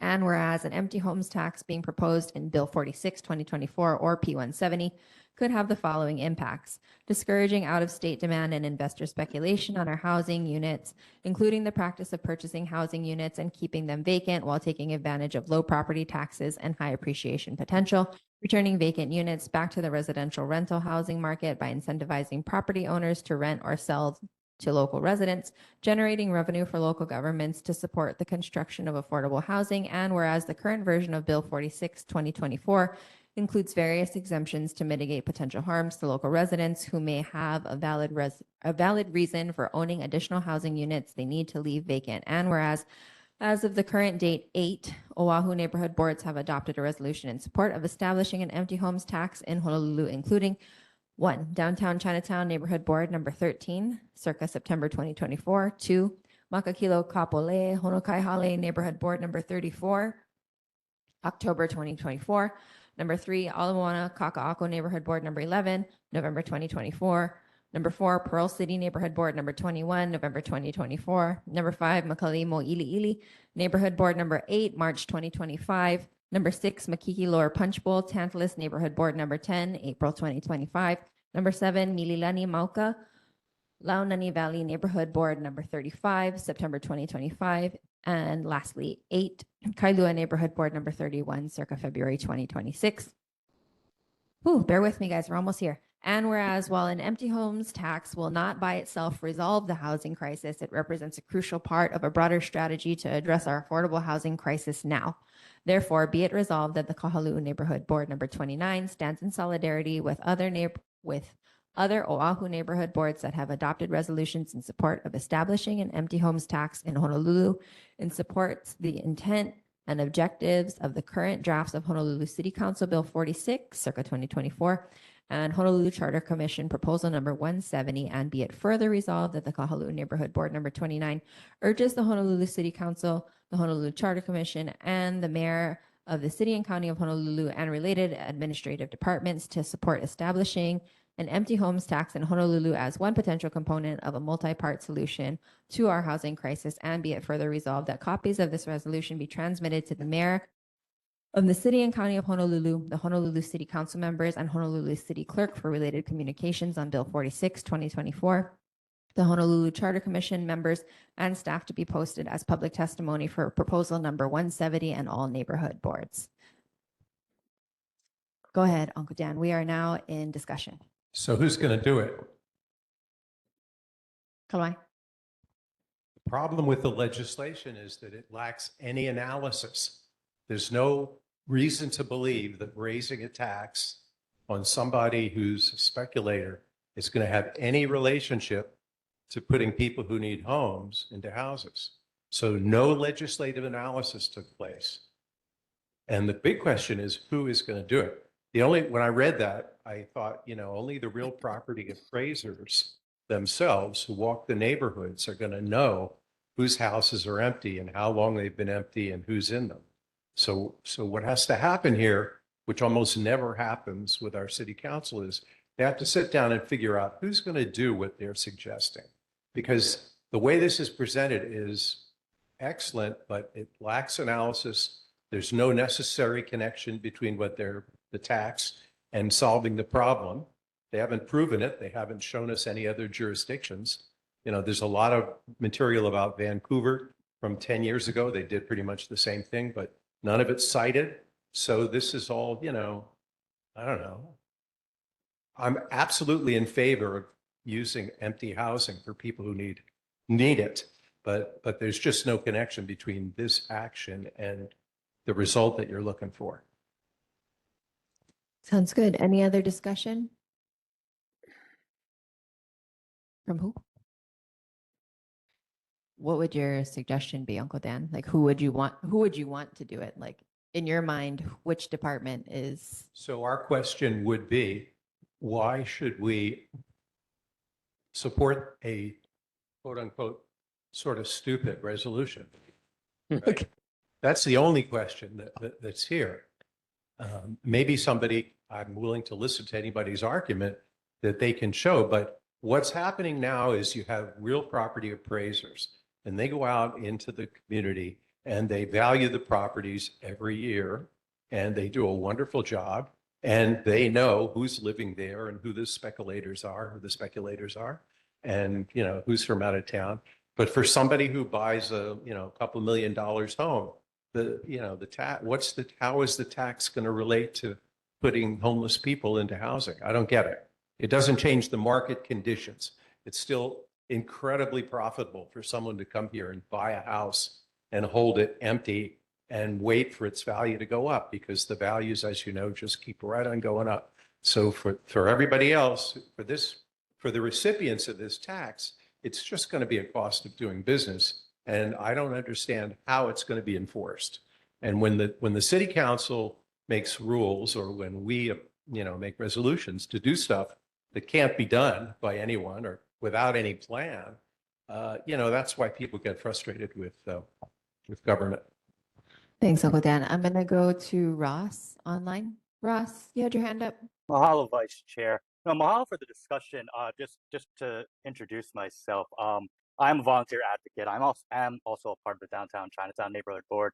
So I drafted the initial resolution that kind of kicked this off, and I've been touring the different neighborhood boards. I've been following this as a volunteer for 2 years now, and those are excellent questions that the board member was asking. I'll try to answer some of them very quickly, and so please cut me off, because I could also talk about this for hours. The administrative department that will be in charge of this is the Department of Fiscal Budget and Fiscal Services. Most likely, they do all the different property tax exemptions, owner occupancy exemptions, owner builder exemptions. And the start of it is like any other tax, even income taxes. You start with self-declarations, and if the results don't feel right, then you have an audit process potentially. But starting with self-declarations is going to be the start of the enforcement. Now, to answer your other question, have any studies been done? Well, absolutely. There's been multiple studies that have been procured by the city and county of Honolulu. Most recently, an analyst, Ernst & Young, big global analyst, did a study based on very conservative estimates using Board of Water Supply data for vacancies. And that's not even how they would actually look at vacancies. But based on their rough estimates, they said, tens of thousands of units are actually vacant, right, on Oahu. Their estimate based off of the provisions is that 1,000 homes would be actually returned that are vacant right now, would be returned to the local rental market. And over $290 million net revenues over 10 years would be generated from this tax. And that's a lot of money in the scope of this budget. So definitely it's a challenge. It's definitely been studied. They're not going into this blindly. You mentioned other jurisdictions, Vancouver, British Columbia, Washington, D.C., other smaller jurisdictions like Oakland, California have already implemented this successfully and seeing good results. But, definitely we have a crisis. As the resolution says, we have to try multiple solutions. So I'll stop there. Who's going to do it? Who's going to do it? That would be the Department of Budget and Fiscal Services, our civil servants. So they do all the different property taxes. So I don't want to interrupt you, but I worked for Budget and Fiscal Services for about 30 years. And several of my relatives are real property appraisers. And that's the division within Budget and Fiscal Services that is going to get stuck trying to do this job. And I don't see how they're going to do it. And it's really important for you folks who are supporting legislation, to talk to the police and to talk to the DPP investigators and to talk to the real property appraisers and ask them, how would you go about doing this? Because if they can't do it, they won't. And, and it's going to be a challenge. But I don't disagree with your goal or your mission. I'm in favor of filling all the empty houses with people who need to live there, but I just don't see the necessary connection. Okay. Any other discussion from board members? Uncle Ken, go ahead. I'd just like to add a motivator to this. Everybody talks about, oh, well, our kids can't afford to live here in Hawaii, so they go to the mainland. The other half of that is that puts an expense on the parents, grandparents, to have to go to the mainland to visit grandkids. So it's a whole family issue. It's not just, well, the kids got to come to Hawaii to see the grandparents. Quite often the economy is not there, so it splits the family. And I'm just like to say that, it's a two-way street. Parents got to go to the mainland to visit the kids, as well as the kids coming and family coming back to Hawaii for a quick vacation to see the grandparents. But it's a split family, and that isn't good. Thank you. Thanks, Uncle Ken. Uncle Dan, do you want to see an amendment in here? Like for enforcement, or you're just like, No, I think has that no teeth, so no point? I move that we approve it. Okay. And then the board will just. Okay. I All move right. that we approve Uncle the John- resolution and Sorry, support it. sorry, Uncle Dan. If we're still in discussion, we're just going to take Uncle John and then you. Go ahead, Uncle John. Last Yeah. person for Sure, discussion. yeah. Thanks, Daniel. You have spent many years working with budget and finance in the city, and I appreciate that and your comments. And I also appreciate that you would support this. Ross, I very much appreciate the background that you have and all of the work that you've put into this. Jesse, this is a good resolution. I think I would want to support it as well, but there are some unanswered questions. And, I raised it earlier. We don't know in Ko'olapoko, for example, what the impact of the military's presence in our residential market is. We don't know how many military are being housed in houses that might otherwise be available for local families.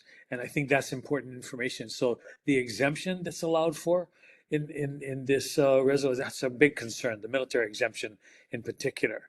And I was just curious to know what your thoughts are about that. And last thing I would say is, nothing ventured, nothing gained. Let's give this a shot. But I would like to know, Ross, what your thoughts are about that military concern. No, thank you for your question. And I appreciate you bringing up the question to Representative Takuda as well. In downtown Chinatown, we've brought up that same question, that same issue to our representative Ed Case. There actually is, and I'd love to send this to you. There's a 200-page report that just came out last month called The True Cost of the U.S. Military in Hawaii. And as you know, they get their basic allowance for housing. Every active duty military member, it's $3,700 per service member per month. So how are we going to compete with that? That's just starters. Send us a link. Yeah, I'll send you. I'll go get your email address and I'll send this to you right away. And to all the board, to the NCO as well. To answer your question specifically related to the empty homes tax, there are a lot of exemptions in this, and that's tried to protect as many people as possible who might just have a valid reason for keeping a unit vacant.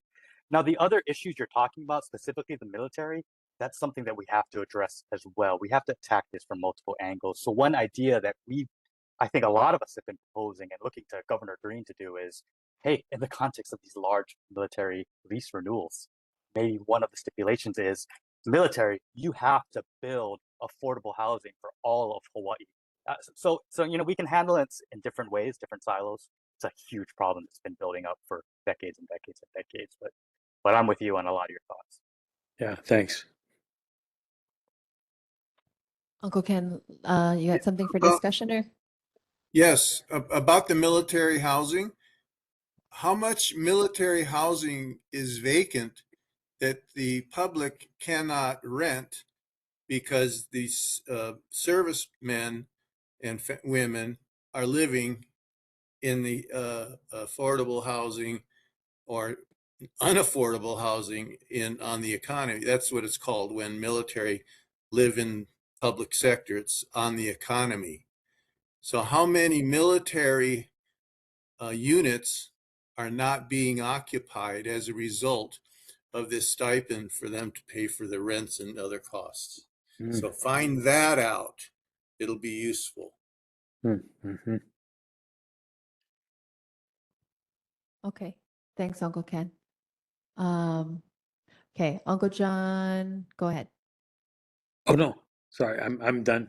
I'm Oh, good. your pop. Okay. Okay. So, sorry, Uncle Dan, can you just do it one more time for the record? I move that we support this resolution Second. as a board.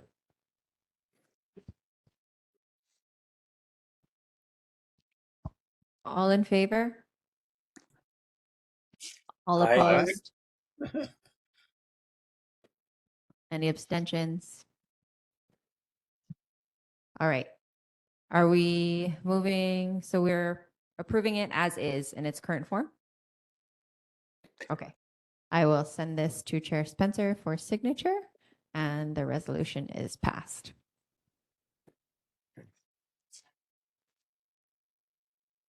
Uncle Dan, you got anything else to add to that? No, okay. Moving on in our agenda to board committees.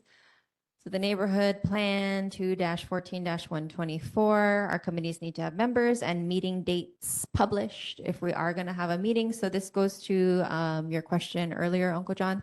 So if you and Uncle Ken are going to do your committee on transportation and infrastructure meeting, you just got to publish it a week in advance. So get a hold of NCO for that and then make sure somebody is keeping the minutes.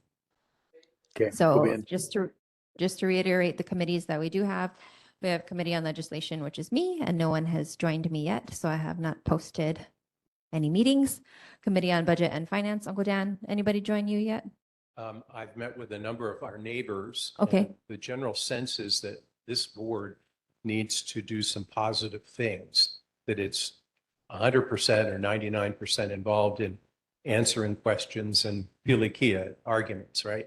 And so I think what we need to do is to have a representative from Key Project come in and let us know how their different programs are faring financially.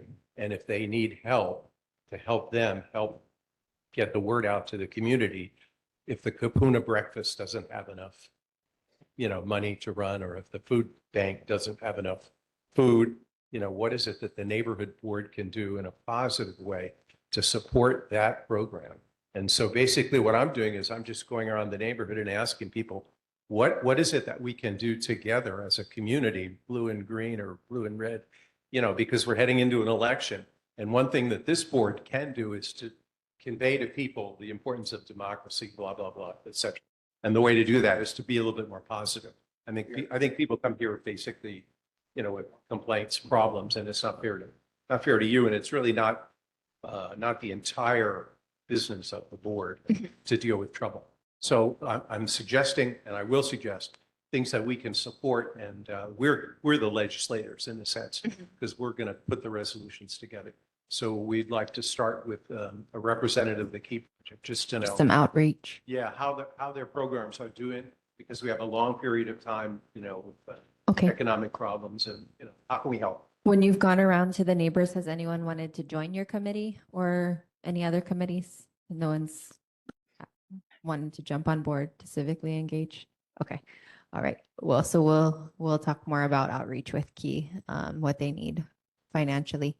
Moving on, we also have a committee on Hawaiian Affairs, Ku'upoli. Are you online, Ku'upoli? We'll ask her if she's collected any members and has any plans for meetings in the near future. Committee on Social Media, Halia, have you collected any members? Okay, so we're having trouble collecting community members here because without community members, there's not a lot that we need to do out outside to discuss these things. We can discuss the majority of them at the neighborhood board in total. So community online, if you're interested in joining any of these committees, send us an email. We also have the Committee on Transportation and Infrastructure. Uncle Ken and Uncle John are on that. And Uncle Ken, Uncle John, do you have other just Well, I community can give members you a that are not board report. members? I can Okay, give go you a ahead. report. Okay, John, Rick, and myself, I'm chair. We can operate, and and Marisa Mudio is our public member.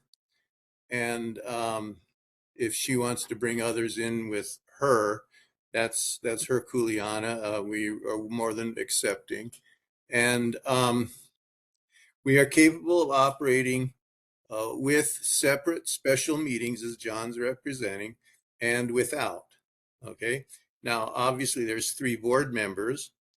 So if there's a project which has come to our committee and John is interested in it and Rick is interested in it, those 2 are the board members that are active in that issue. I then, as chair, act as an administrator. I look up stuff, type stuff out. I'm not part of the discussions, and they do what they're interested in on this issue. Same thing goes for me. If I'm interested in and Rick is interested in it, John's not so interested in it, then Rick and I work on an issue.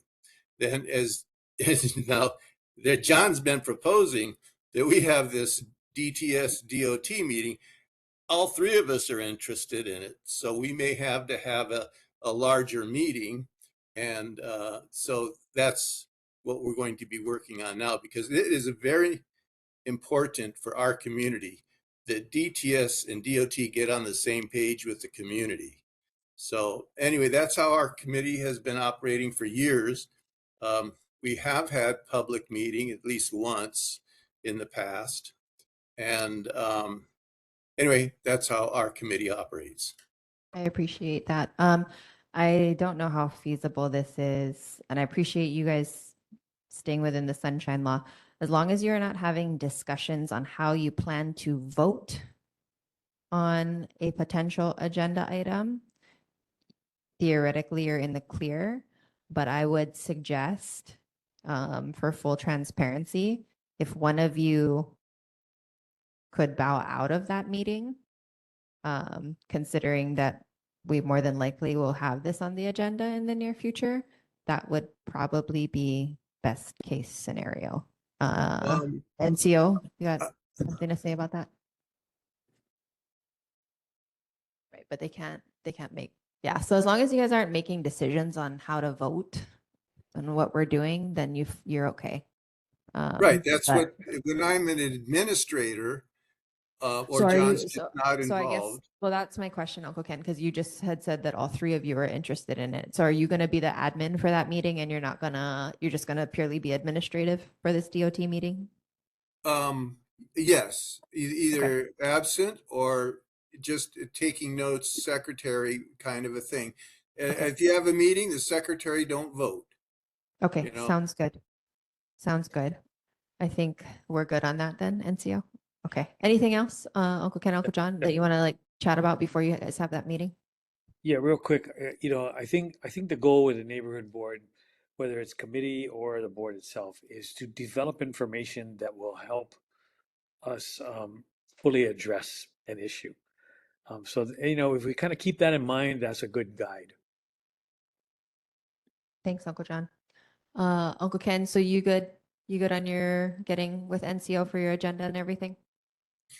Yeah, well, we're going to have discussion first. So you don't want to waste the NCO's time until you got your ducks in a row. And so we're putting our ducks in a row first, and then we will go the next step. Sounds good. Thank you very much. Okay, moving on. Lastly, we have a committee on land and natural resources. Ian, did you have anybody that was interested in joining you on your committee or anything? I've courted a couple people, Okay. however, nothing official. Okay. So, no, Oh, when you get your members, just let us know. And if you're going to have a meeting, let NCO know. thank you. Definitely will. Okay. Moving on to the approval of Wednesday, February 11th, 2026 amended regular meeting minutes. Do second, Which meeting? the Wednesday, February 11th. That was our last meeting Oh. before Kona Lowe's 1 and 2. I have some changes. Again, my name is improperly spelled. The new ones, all the new ones are really good. No, not the it's one not that updated? Chelsea sent us. Well, are you looking at the February one or the May one? Uncle Ken? Yes, I went through the whole February one. February There's one. like 4 or 5 where my name. Okay. And then there's a And- couple minor grammatical types that are Okay, still in there. NCO will take care of that and we'll defer the approval of those meeting minutes. If to next. Chelsea, if it'll help, I can email my corrected version because it's That Word. would be immensely helpful to And NCO. I'll call Chelsea up and arrange to send it to her. Thank you very much. Okay, so we'll defer the approval of the Wednesday, February 11th, 2026 meeting minutes. Moving on to approval of Wednesday, May 13th, 2026 regular meeting minutes. Anybody have it? Real quick, Oh, go ahead, Uncle John. let's get the spelling of Kahekili correct. Where are we at? What page?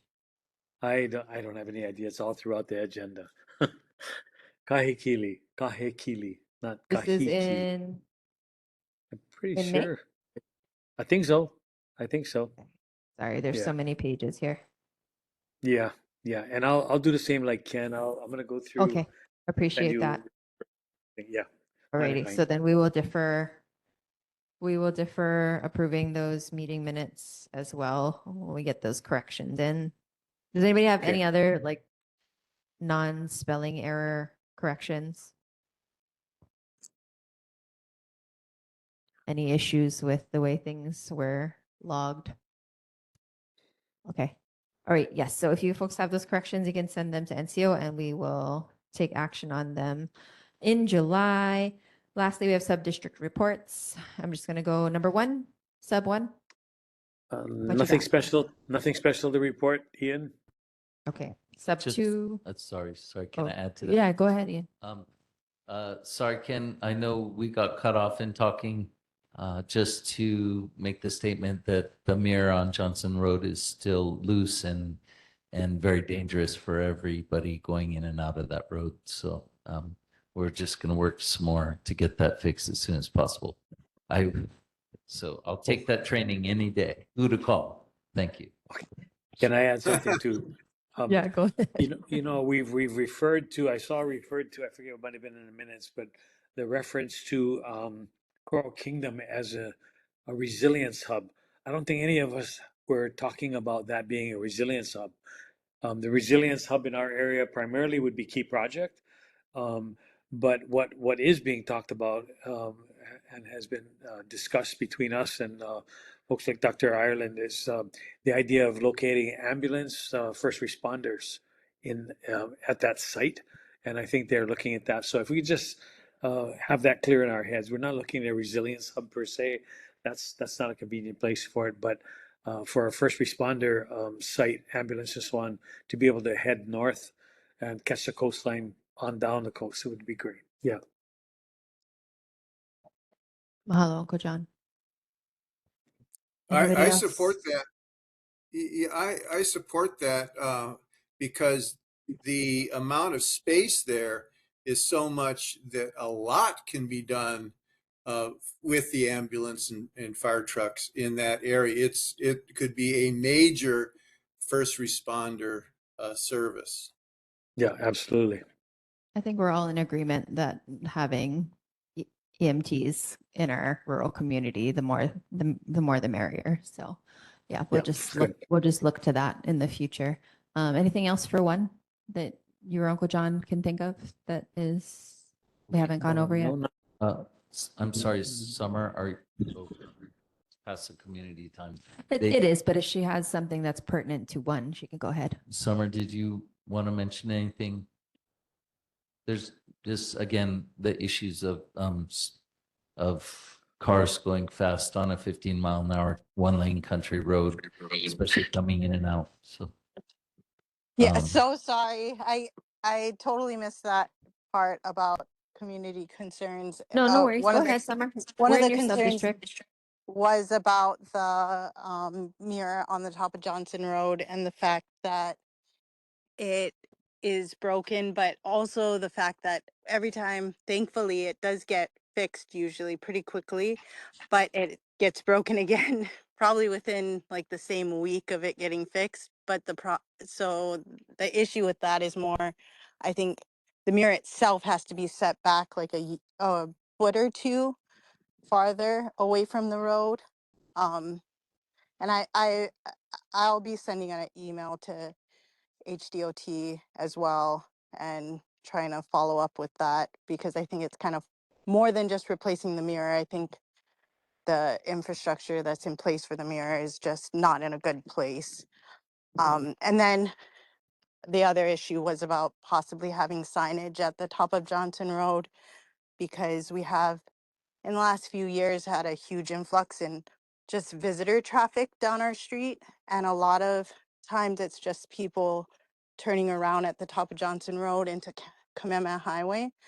And they're literally turning into Johnson Road and then reversing onto Cam Highway, which is a huge dangerous situation because it's a blind like hump before our street. So I'm just worried that eventually that's going to end up being a really bad situation for people turning around. And then even if they aren't turning around at the top of the road, they speed down our one lane dirt road pretty quickly to turn around somewhere else. And I think there's better areas, like even Coral Kingdom would be a better area to turn around than here. But yeah, that was just my concerns about our street. And that mirror definitely has to be moved back a foot and a half. And that's what we're going to be working on, the three of us, I'm sure. Ian will take the lead, but he's going to learn real fast how to get the job done.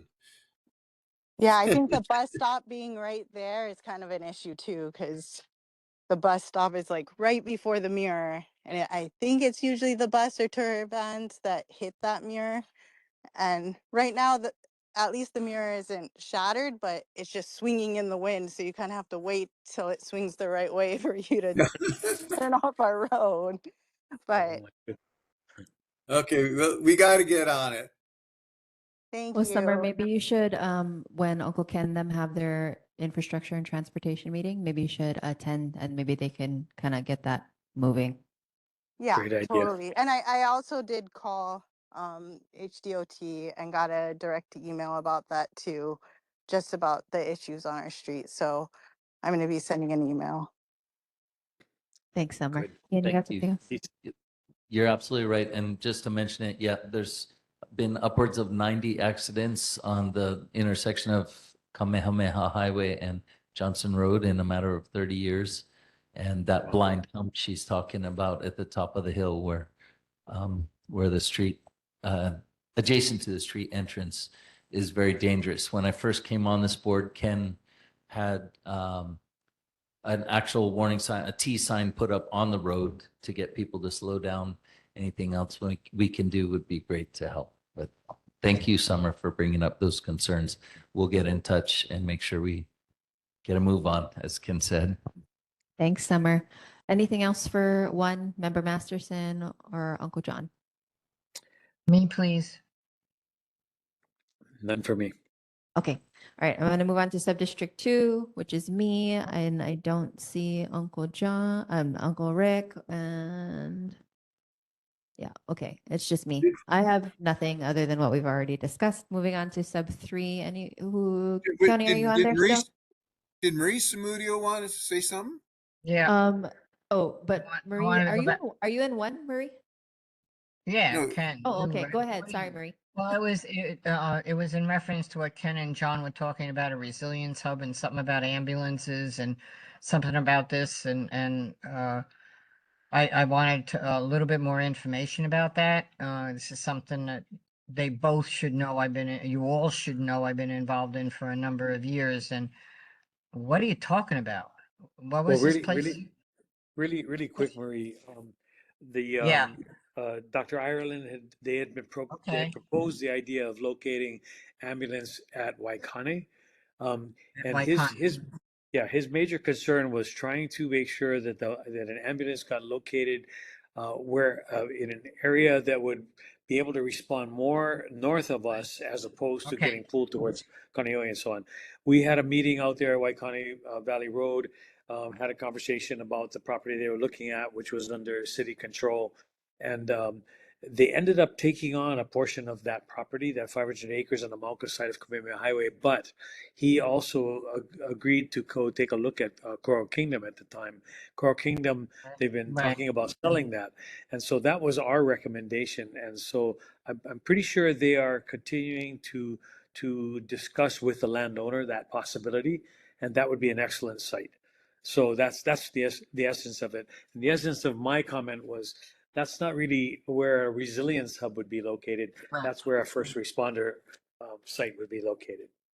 Okay. All right. Cool. Yeah, I heard Yeah. this ambulance hub, and it was like, excuse me, no way. Yeah, You know, yeah. how many ambulances do we have in the entire island? You know, they're not hubbing anywhere. You know, if we Yeah, get well, an we additional one, we definitely need one to fill in that gap. oh, Yeah. amen to that. Okay, mahalo. Okay. Thanks, Marie. Okay, moving on to Sub-District 3. Kione or Uncle Art or Pili, are you online? Anything for Sub 3? Nothing to report from Subdistrict 3. Okay. Been pretty quiet around here. Okay. Moving on to 4, Uncle Ken. Nothing that we Nothing. haven't discussed already. 5, Aaliyah. Nothing that we haven't discussed. Okay. We're seeing more police. Seeing more police. We are seeing more police. Okay. So we should, there's a new police chief. We might thank him. I don't know. So we know we who like we are. we like that we're seeing more police. Or we like that Yes, we're seeing we more do. police. Okay. It's just super. Or we're seeing more police because they're just patrolling or because they're coming to break up crime. I mean, either way is good, but I'm just They curious. just have to drive by and show us their cars. All right, great. I'm sorry, Chair. Back to Ken. Do you No, know what's go going ahead. on? May I? Yeah, At go ahead, Marie. my district, what's going on with the property like across from me and across from you on Kahaluʻu Stream? A tremendous amount of excavation going on at the Jones property, the old Anderson property. You know anything that's going on? We got any permits going on? We got anything happening there? There's as far as I know, and I've been able to see, there's nothing besides clearing going on, and no permit is required for clearing.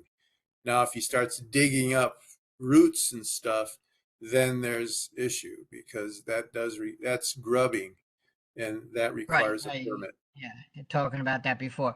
We got any way to? Well, I guess. Okay, just a lot of noise, a lot of stuff going on. Okay, mahalo. But yeah, there and the motorcycles. I don't know why, but That's kids. That's kids. yeah. Oh, Thanks, Marie. I'll keep an ear out. I mean, it's very noisy. Okay, Sub-District 6, I don't think Ku'upoli is here.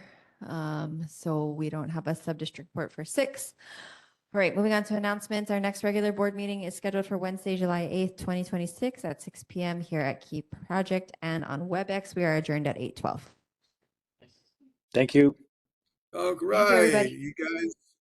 You guys have a nice Thank week, you, and members. nice seeing you again, John. Happy Kamehameha Day, folks. All right. See you soon. Okay. Take care, Take care. Bye. everybody.